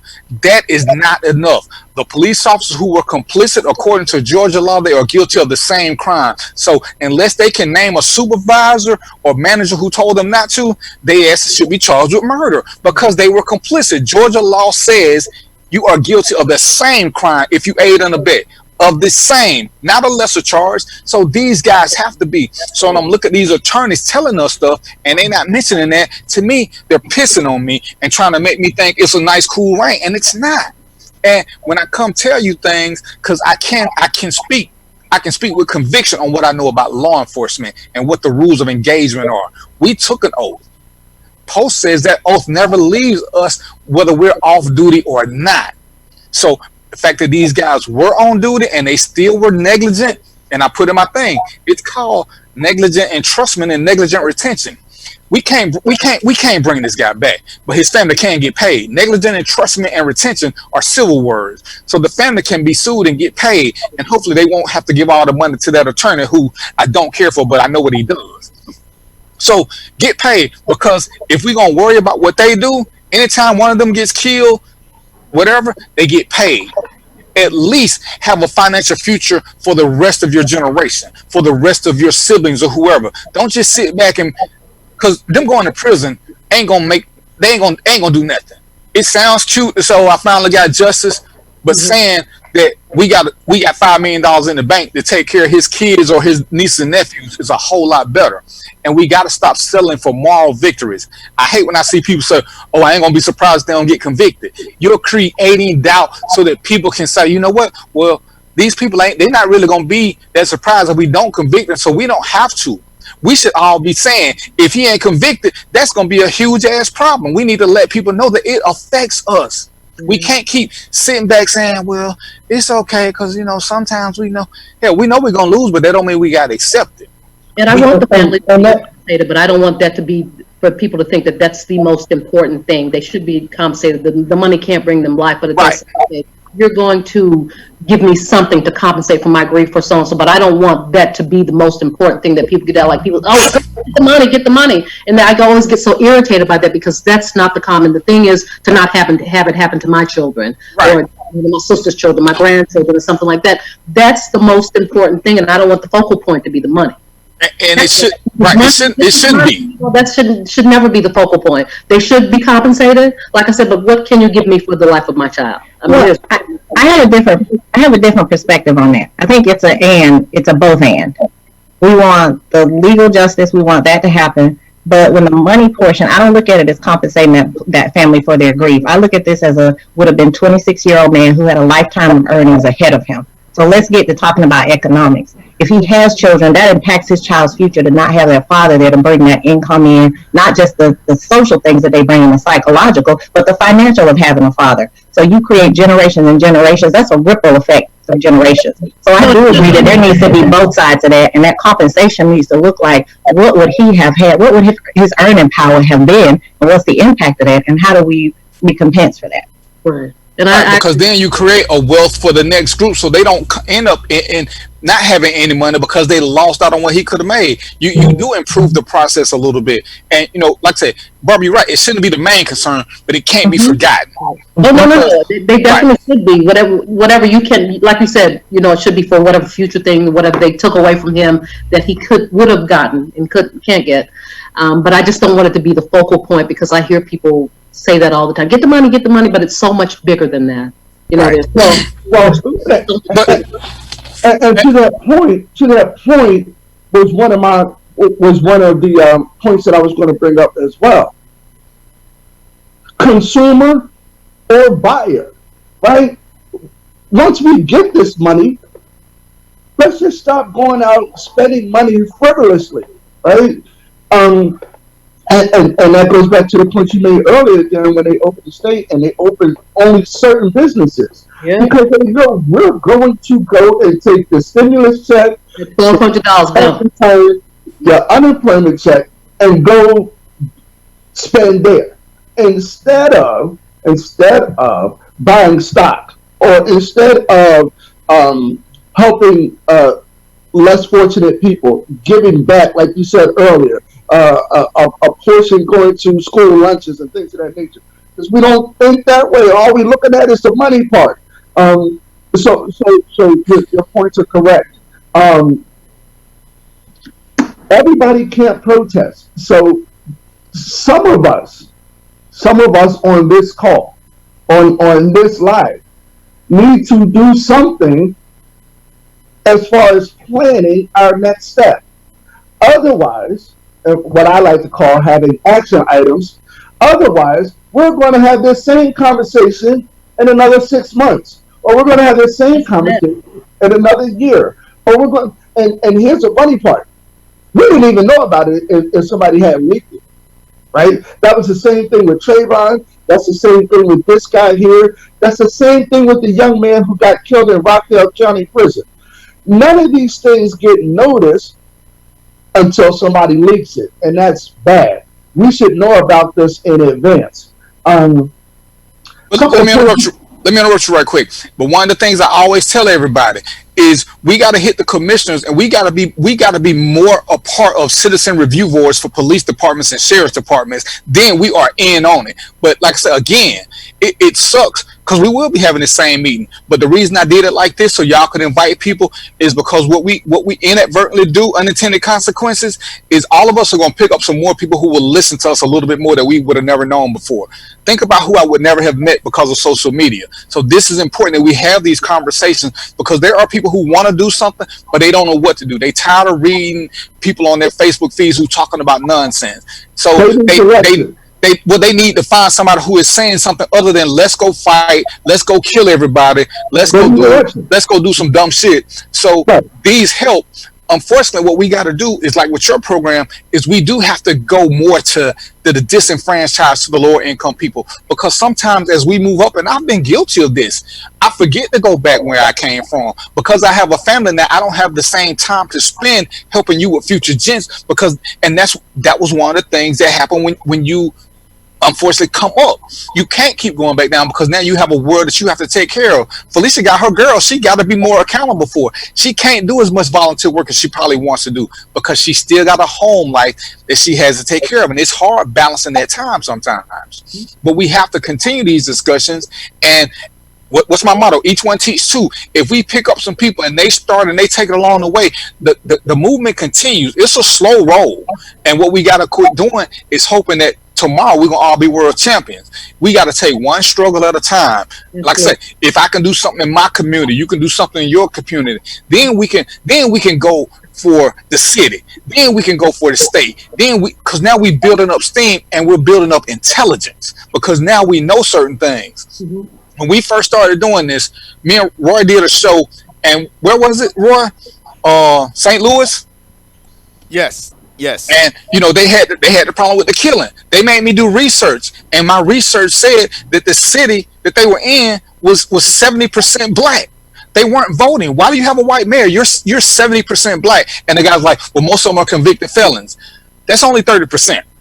But the law says some of these convicted felons can reapply for their rights to vote. So all you're doing is making excuses because you don't want to do something. But with all these dope dealers you got, and I've had this meeting with dope dealers, why don't we do what we did in the old days? Pick some smart kids, send them to school to be political science majors, and then let's vote them in as mayor because they'll carry out our agenda. That requires a little bit of work. That requires a little bit of effort. We don't want to plan that far ahead of time. And just like when we do protests, we have to plan for a year or two down the road to get what we want. The protest, realistically, is never going to get us what we want day one. It may not get us what we want in day 6. But we have to have a legitimate plan in 18 months. I mean, we always talk about the future. We have to have a plan. In 18 months, where should we be? We shouldn't be having this same discussion. We should have improved and unfortunately found new problems that we overlook. And that's the problem with some of the things we do. We don't take into consideration. Like I said, I do believe in planned boycotts. Why are we boycotting this? What's our agenda? If our agenda is to be more recognizable in this area, I'm all for it. But if it's just because you don't like the prices or some craziness, we're going to show them with our money, that's never going to work because the lowest bidder is going to get, they're going to get the money from the people who make the lowest amount of money because they can't afford to shop at high price places. So we can't keep sitting there saying, "Oh, we're gonna put Walmart out of business." Walmart ain't going out of business. They got prices that can't be beat sometimes. We can't send everybody to a Publix. They can't afford that. We have to be smarter and stop being because what some of us become is we become undercover elitists, and we don't recognize it amongst ourselves because we think we're black. But if I'm telling everybody to go support somebody whose price is out of control, I'm defeating my own activism because I'm saying, hey, my friend owns a bookstore. Go buy this $6 book from him for $20. Guess what? As much as I may like it, everybody gonna keep buying that $6 book because that makes sense. We can't tell people to commit financial suicide to support a cause that's unsustainable. But I think we need to also be respectful of the way people choose to protest or what they need to do. What we need to do is plan. We need to have a place and a goal of where we're going to go, how you get there. There's like 5 ways I can get to my office from my house. You know, the goal is to get there.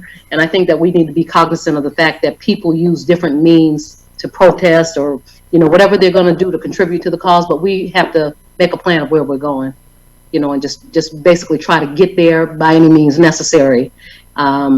And education is definitely a big one. And we can't be afraid to help our neighbor. We can't be afraid to look out for the other person. We got to stop these dumbass things that we perpetuate, trying to be big and bad. We have to look at the system again. It starts with home. Make sure your home life is good. Then work on your neighborhood. Then work on your community. Be active. For those of us that don't have time. And she ain't on the page, but Pink does great things. She's out there feeding people every day. I can't do that right now, but you know what I don't mind doing? I don't mind shooting her some money to help the cause. You got to help the best way you can, whether it's time, whether it's finances, whether it's helping research, even if it's nothing but helping her collect people, giving her names of people who can't get out that need food. There are ways that everybody can help. It doesn't always have to be the same. As we know things, we can't sit back. Like I said, there's some things I would love to do, but for me, sometimes my money has to do my speaking. And for some of y'all, we got time. And for as Doug and some of you guys challenge me, I have to give you my educational thoughts. Barbara does research. She knows things. She has to give us that. That is a tool that we can put on our tool belt that nobody can take from us. And it's still helping. You say, oh, did you give as much as so-and-so? Well, I don't have $1 million. So financially, I won't ever be able to match it. But if I give you 10% and he's giving you 10%, right. And we got to stop trying to compare what people do because we don't know what their ability is. But we got to make our system better. When we see these things, like I said, my whole focus when I saw what was going on, when I saw the interview, and I was like, see, they're going to pass over the cops. And, you know, I'm a big fan of shit don't roll downhill because as the bottom man, you don't get to make real decisions. Somebody above you makes those. When I talked about the cop in North Carolina, because I actually got a chance to pull a file, she had several complaints about being aggressive with black men. But the attorney who was representing never brought that up. So this is a pattern of behavior. This goes to her conviction now because I can prove this is what she does. But if we only talk about that one incident, of course she was scared of the big black dude. But her history shows she's not afraid of big black dudes. She accosts them. She's been accused of this 6 times prior too. But no attorney brought that up. So, and you know, when you tell people, hey, this is what we got to do, let's stop being emotional. Let's start, know what the Open Records Act is. Know who to call and tell something. I've had people inbox me about stuff, and I do the research for them. I don't ask them for anything. You just have to accept whatever it is I give you as being the way it is. Like it or not, all I'm doing is giving you facts because I don't have anything else. Well, yeah, I thought you was going to help me do. I can't help you if there's nothing to help you with. But you want to tell me what you want, but what you want is unrealistic. Oh, you know, some girl was complaining because the driver's license place is closed. Well, read what it says. You can get driver's license now without, you don't even have to take a test now. So you spent 15 minutes crying and bitching and moaning when the answer is right there. If you go to the website, all you gotta do is put it in. You didn't look for the information. Right, but she on Facebook, she did live, she crying, and people are all saying, yeah, you know, the system is messed up for this. The system ain't messed up, it's there. But we rather bitch. And you know, and this is one of my things I always fuss Ernest about. We want to claim royalty in one stage, then 2 minutes later we claim we victims. Pick a battle. Either you're gonna forge forward and make shit happen, or you're gonna just sit back and keep complaining about how the system goes against you. what the hell was that? It will work for you. It may work slowly. It may not work as well for you as it does other people, but it will work if you know the process. And sometimes you have to reach out to people who know a little bit more than you. Put your pride to the side and ask people. Like I say, hey, I didn't know Felicia when she sent me. I had met her when she sent me the inbox, and I just told her give me a minute, and I looked up some stuff and sent it to her. Done deal. What else? I'm supposed to help her. As Ernest said, I have to look out for my sisters. I have to look out for, in my world, all of us. We should look out for each other. But and this is a sexist thing.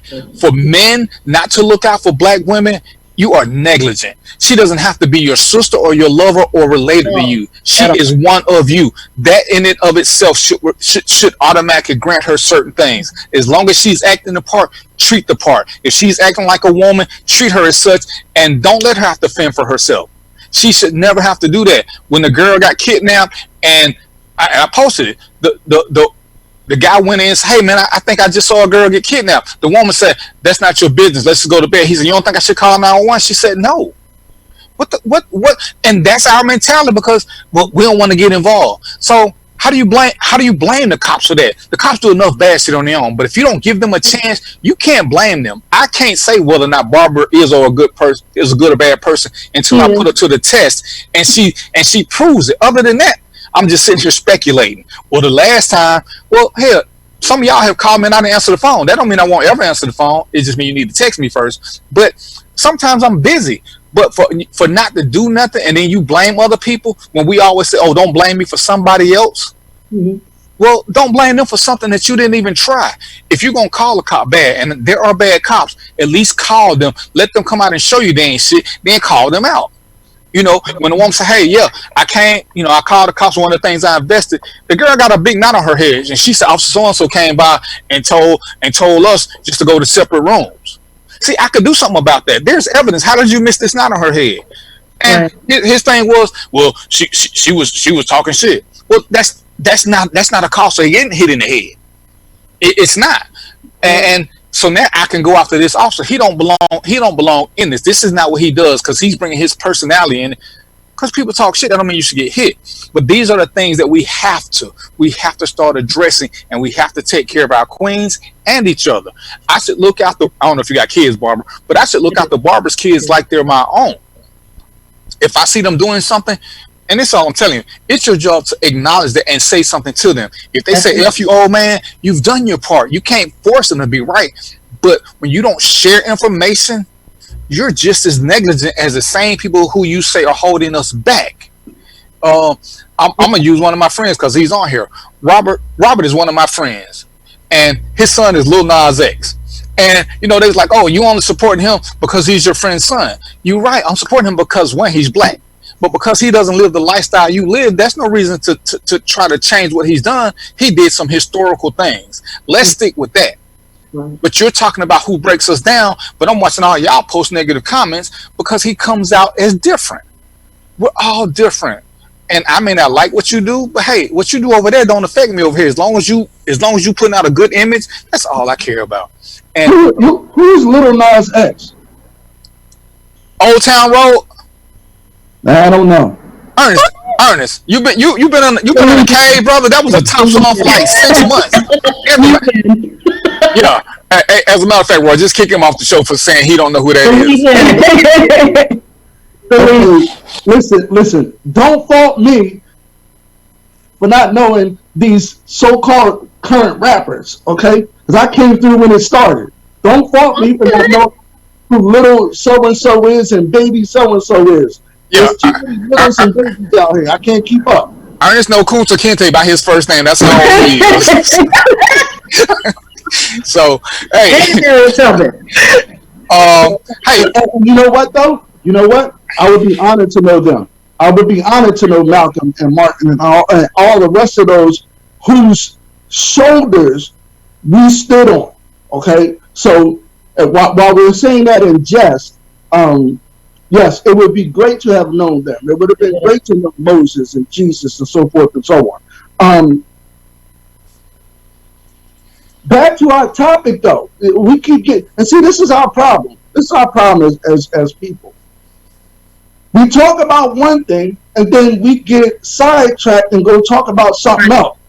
Let's not talk about the cat's ass. Let's talk about the cat's tail.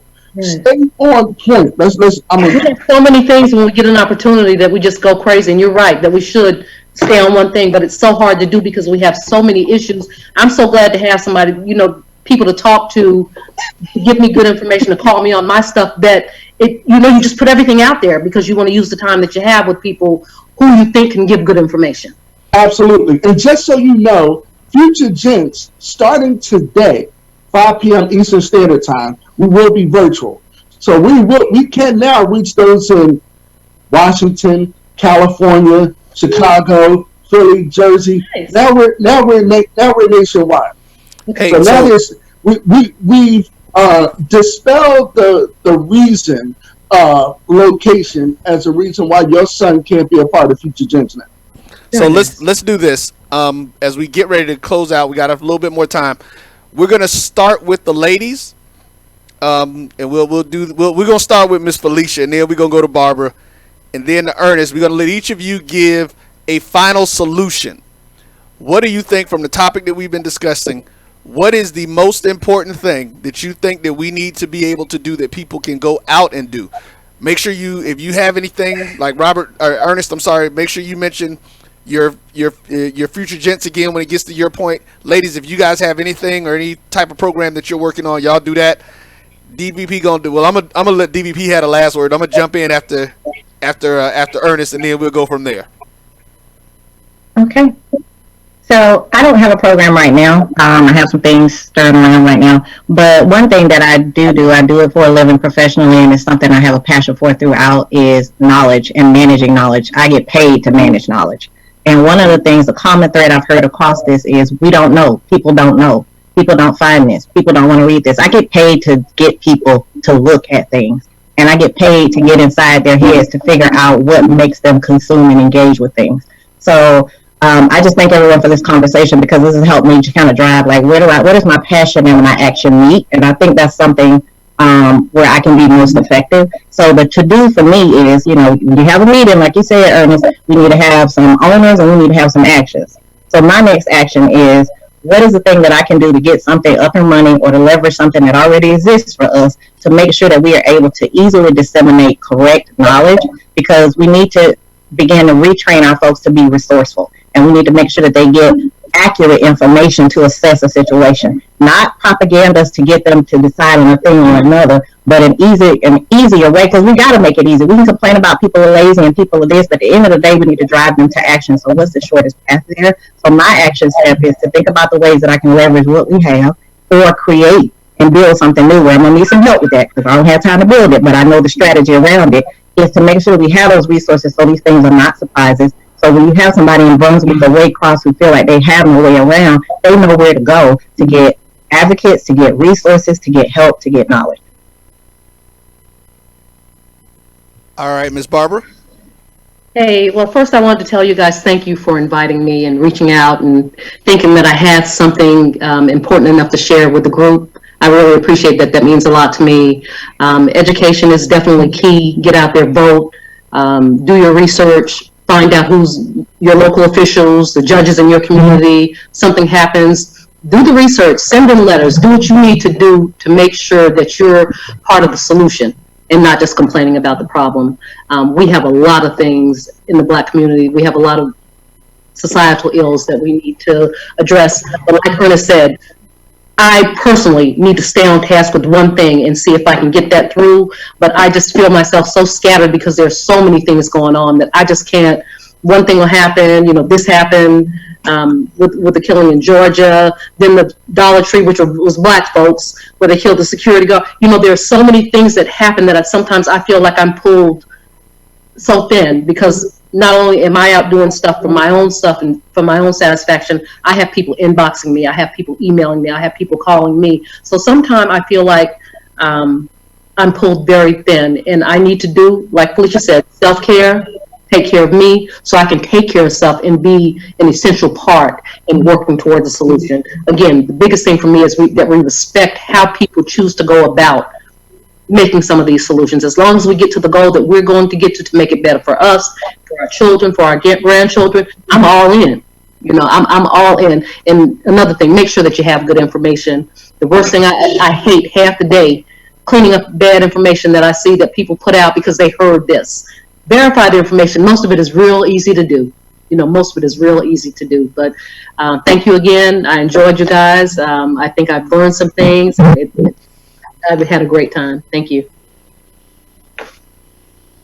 Well, thank you too. I want to say thank you to everyone who invited me on here. Darren, thank you so much. Yes, we do go back and forth. We have our sideline battles, but we always walk away as gentlemen, and that's the great thing. Before we vote, before we organize, before we get our dollars together, before we do all those things, we need one common thing, and that's for our men to step up and do more. Our men need to be the leaders that they're destined to be. If they don't know how, training is available. Right? No longer can we use the excuse that we don't know how anymore. We now have training that's available for us to lead, for us to communicate, for us to lead. And when I say lead, that doesn't mean being a dictator. Okay, that doesn't mean that women can also assist and lead in certain aspects, but our men need to step up and take our rightful place back in our families, our communities, our cities, our nation, and then our world. That is the only way we will ever get respected again. You can reach me at www.futuregens.org. I'm available all the time. My telephone number, 678-250-4368. I'm not afraid to put this out there. I am passionate about this. Second thing, this is not a microwavable solution. Okay, you're going to have to put your plate on a boiling pot of water, covered in foil, and let this thing heat thoroughly. It's going to take time. It's going to take time. And last but not least, another thing that I tell Darren all the time, hospitals can't save everyone. My parents passed away in a hospital, meaning we're not going to be able to save everybody. Stop trying. Everybody's not going to make it through. Harriet Tubman said she would have freed more slaves if they knew they were slaves. We're not going to be able to free and make this right across the board. We're going to have those quote unquote people who are ratchet or ignorant or whatever word y'all want to use. That's not going to fall in line with us. That's okay. Let's focus on those who are. That's my time. Okay, well, like I said, I'm going to jump in before I let DVP have the last word. I want to thank everybody for participating. Thank my brother for coming. As he know, I like to say coming back home. We've been at this, and when I say we, I use that as the term of Jericho Broadcast Networks. Ernest, make sure you put your stuff in the comments. Your links and your contact information before I get too far. Our goal, and it's funny because Darren called me the other day. I have several hashtags that I use constantly. One is Black Women Are Everything. So I wholeheartedly agree with Ernest in the sense that we as black men have to step up to get our community back to where we need to be. We are the biggest problem in our community as black men. But at the same time, I say that black women need to understand the power that they have, because 95% of everything a man does, he does for the attention and affection of a woman. So you guys have the power to change some of our things. But we as a network, and the other one that I use is Change the World. And our goal is to change the world by changing how we as black people see ourselves. Because once we see ourselves differently, we are going to act differently. I'll be 50 this year, and my entire life, we have been told by other people who we are, what we're capable of doing, and what we should be doing. The one time someone stepped outside of the box on that, they vilified him, and yes, he participated in the process, but they tried to they tore the man's character and everything down to where everything he built is now being completely null and void. We have forgotten the legacy. And yes, I'm talking about Bill Cosby. Say what you want to, about what you think he did or whether you agree with it. They have now taken everything that this man has done off. The Cosby Show in a different world changed America in the late 80s and the 90s. It changed and set the stage for a lot of things. We have to have our own media entities. One of the things that we are looking for is if you're somebody that is interested in, or you have something to say and you need a platform, Darren will tell you, like he said before, I will hold you accountable.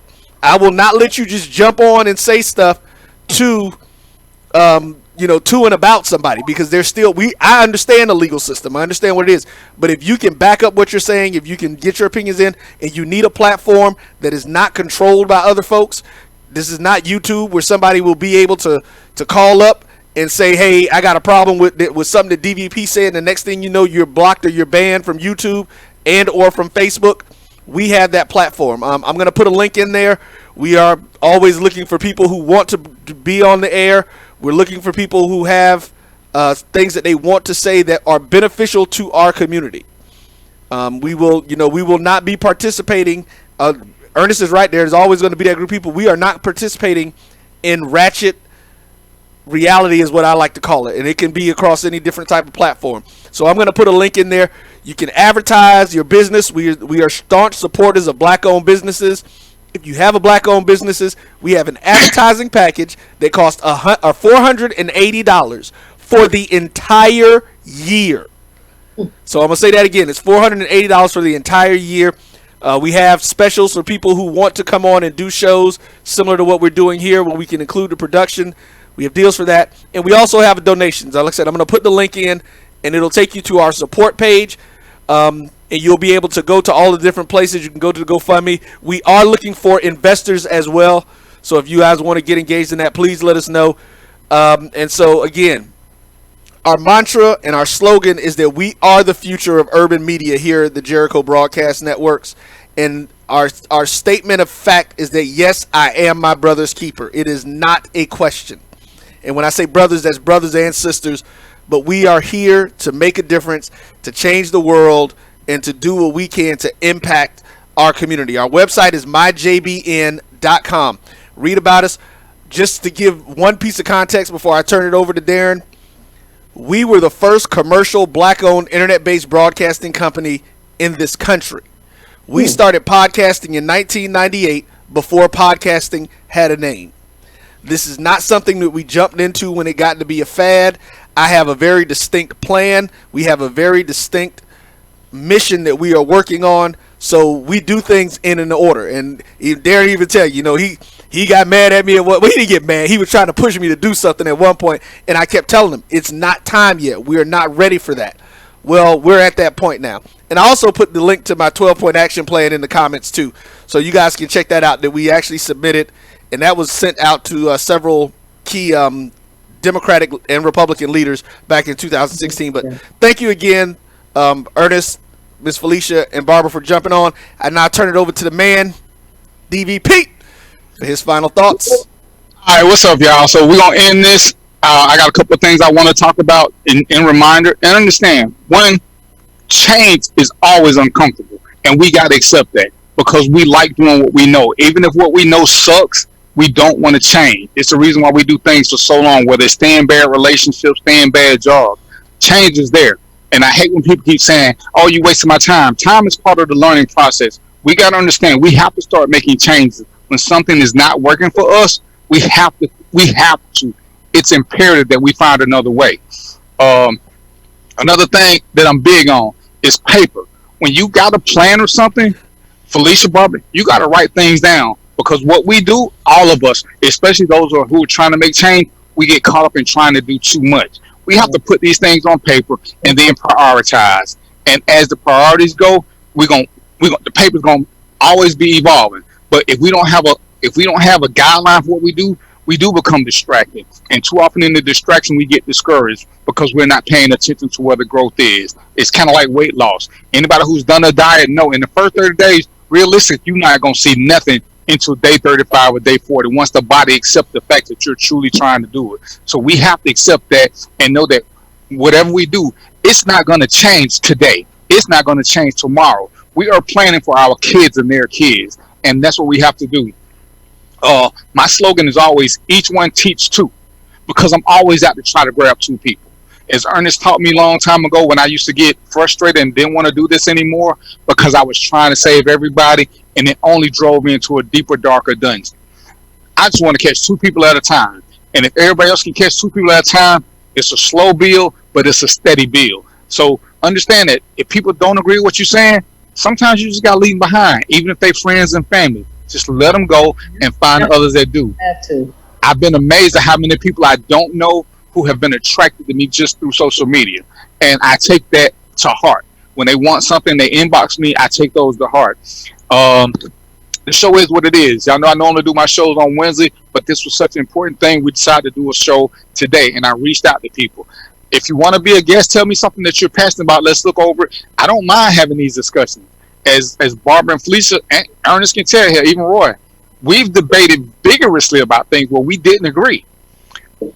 Only to understand, you have to see somebody else's point. Their life is their life, so their reality is what they see, not what I see. The same thing when you talk to regular people. I can tell them about certain things, but if they haven't seen it, just respect the fact that I'm giving you a different perspective and accept that for what it is. We have to vote, which means you have to become knowledgeable. Give up the easy access stuff. Voting is not microwavable. Do some research. Do some research. Understand. And even now, people are complaining about what's wrong with Joe Biden or why he shouldn't be the candidate. And I'm like, if these are your complaints, these should have been your complaints 12 months ago. This can't be your complaint right now. Right now, you got a choice. Either you want to keep 45 or you don't. That's it. There's no other candidate coming forward. So let's stop that. That's a dumbass fight. Right now, it's two people. And whatever independent who decide he won at the last minute who ain't claimed. I'm going to vote for the independent. Voting for the independent is the same as not voting against Trump. Understand how the voting process works. And one of the biggest things that I would love for us to get back to is honor. If you start showing honor to your parents, honor to your family name, that will go a long way in elevating us quicker. I watch some other religions and cultures. They take honor in what's put out. They won't do certain things because it brings dishonor to them or their family. We need to adopt that mentality. If it does no good, it harms us. Let's quit thinking that somebody see it. And we have to accept this.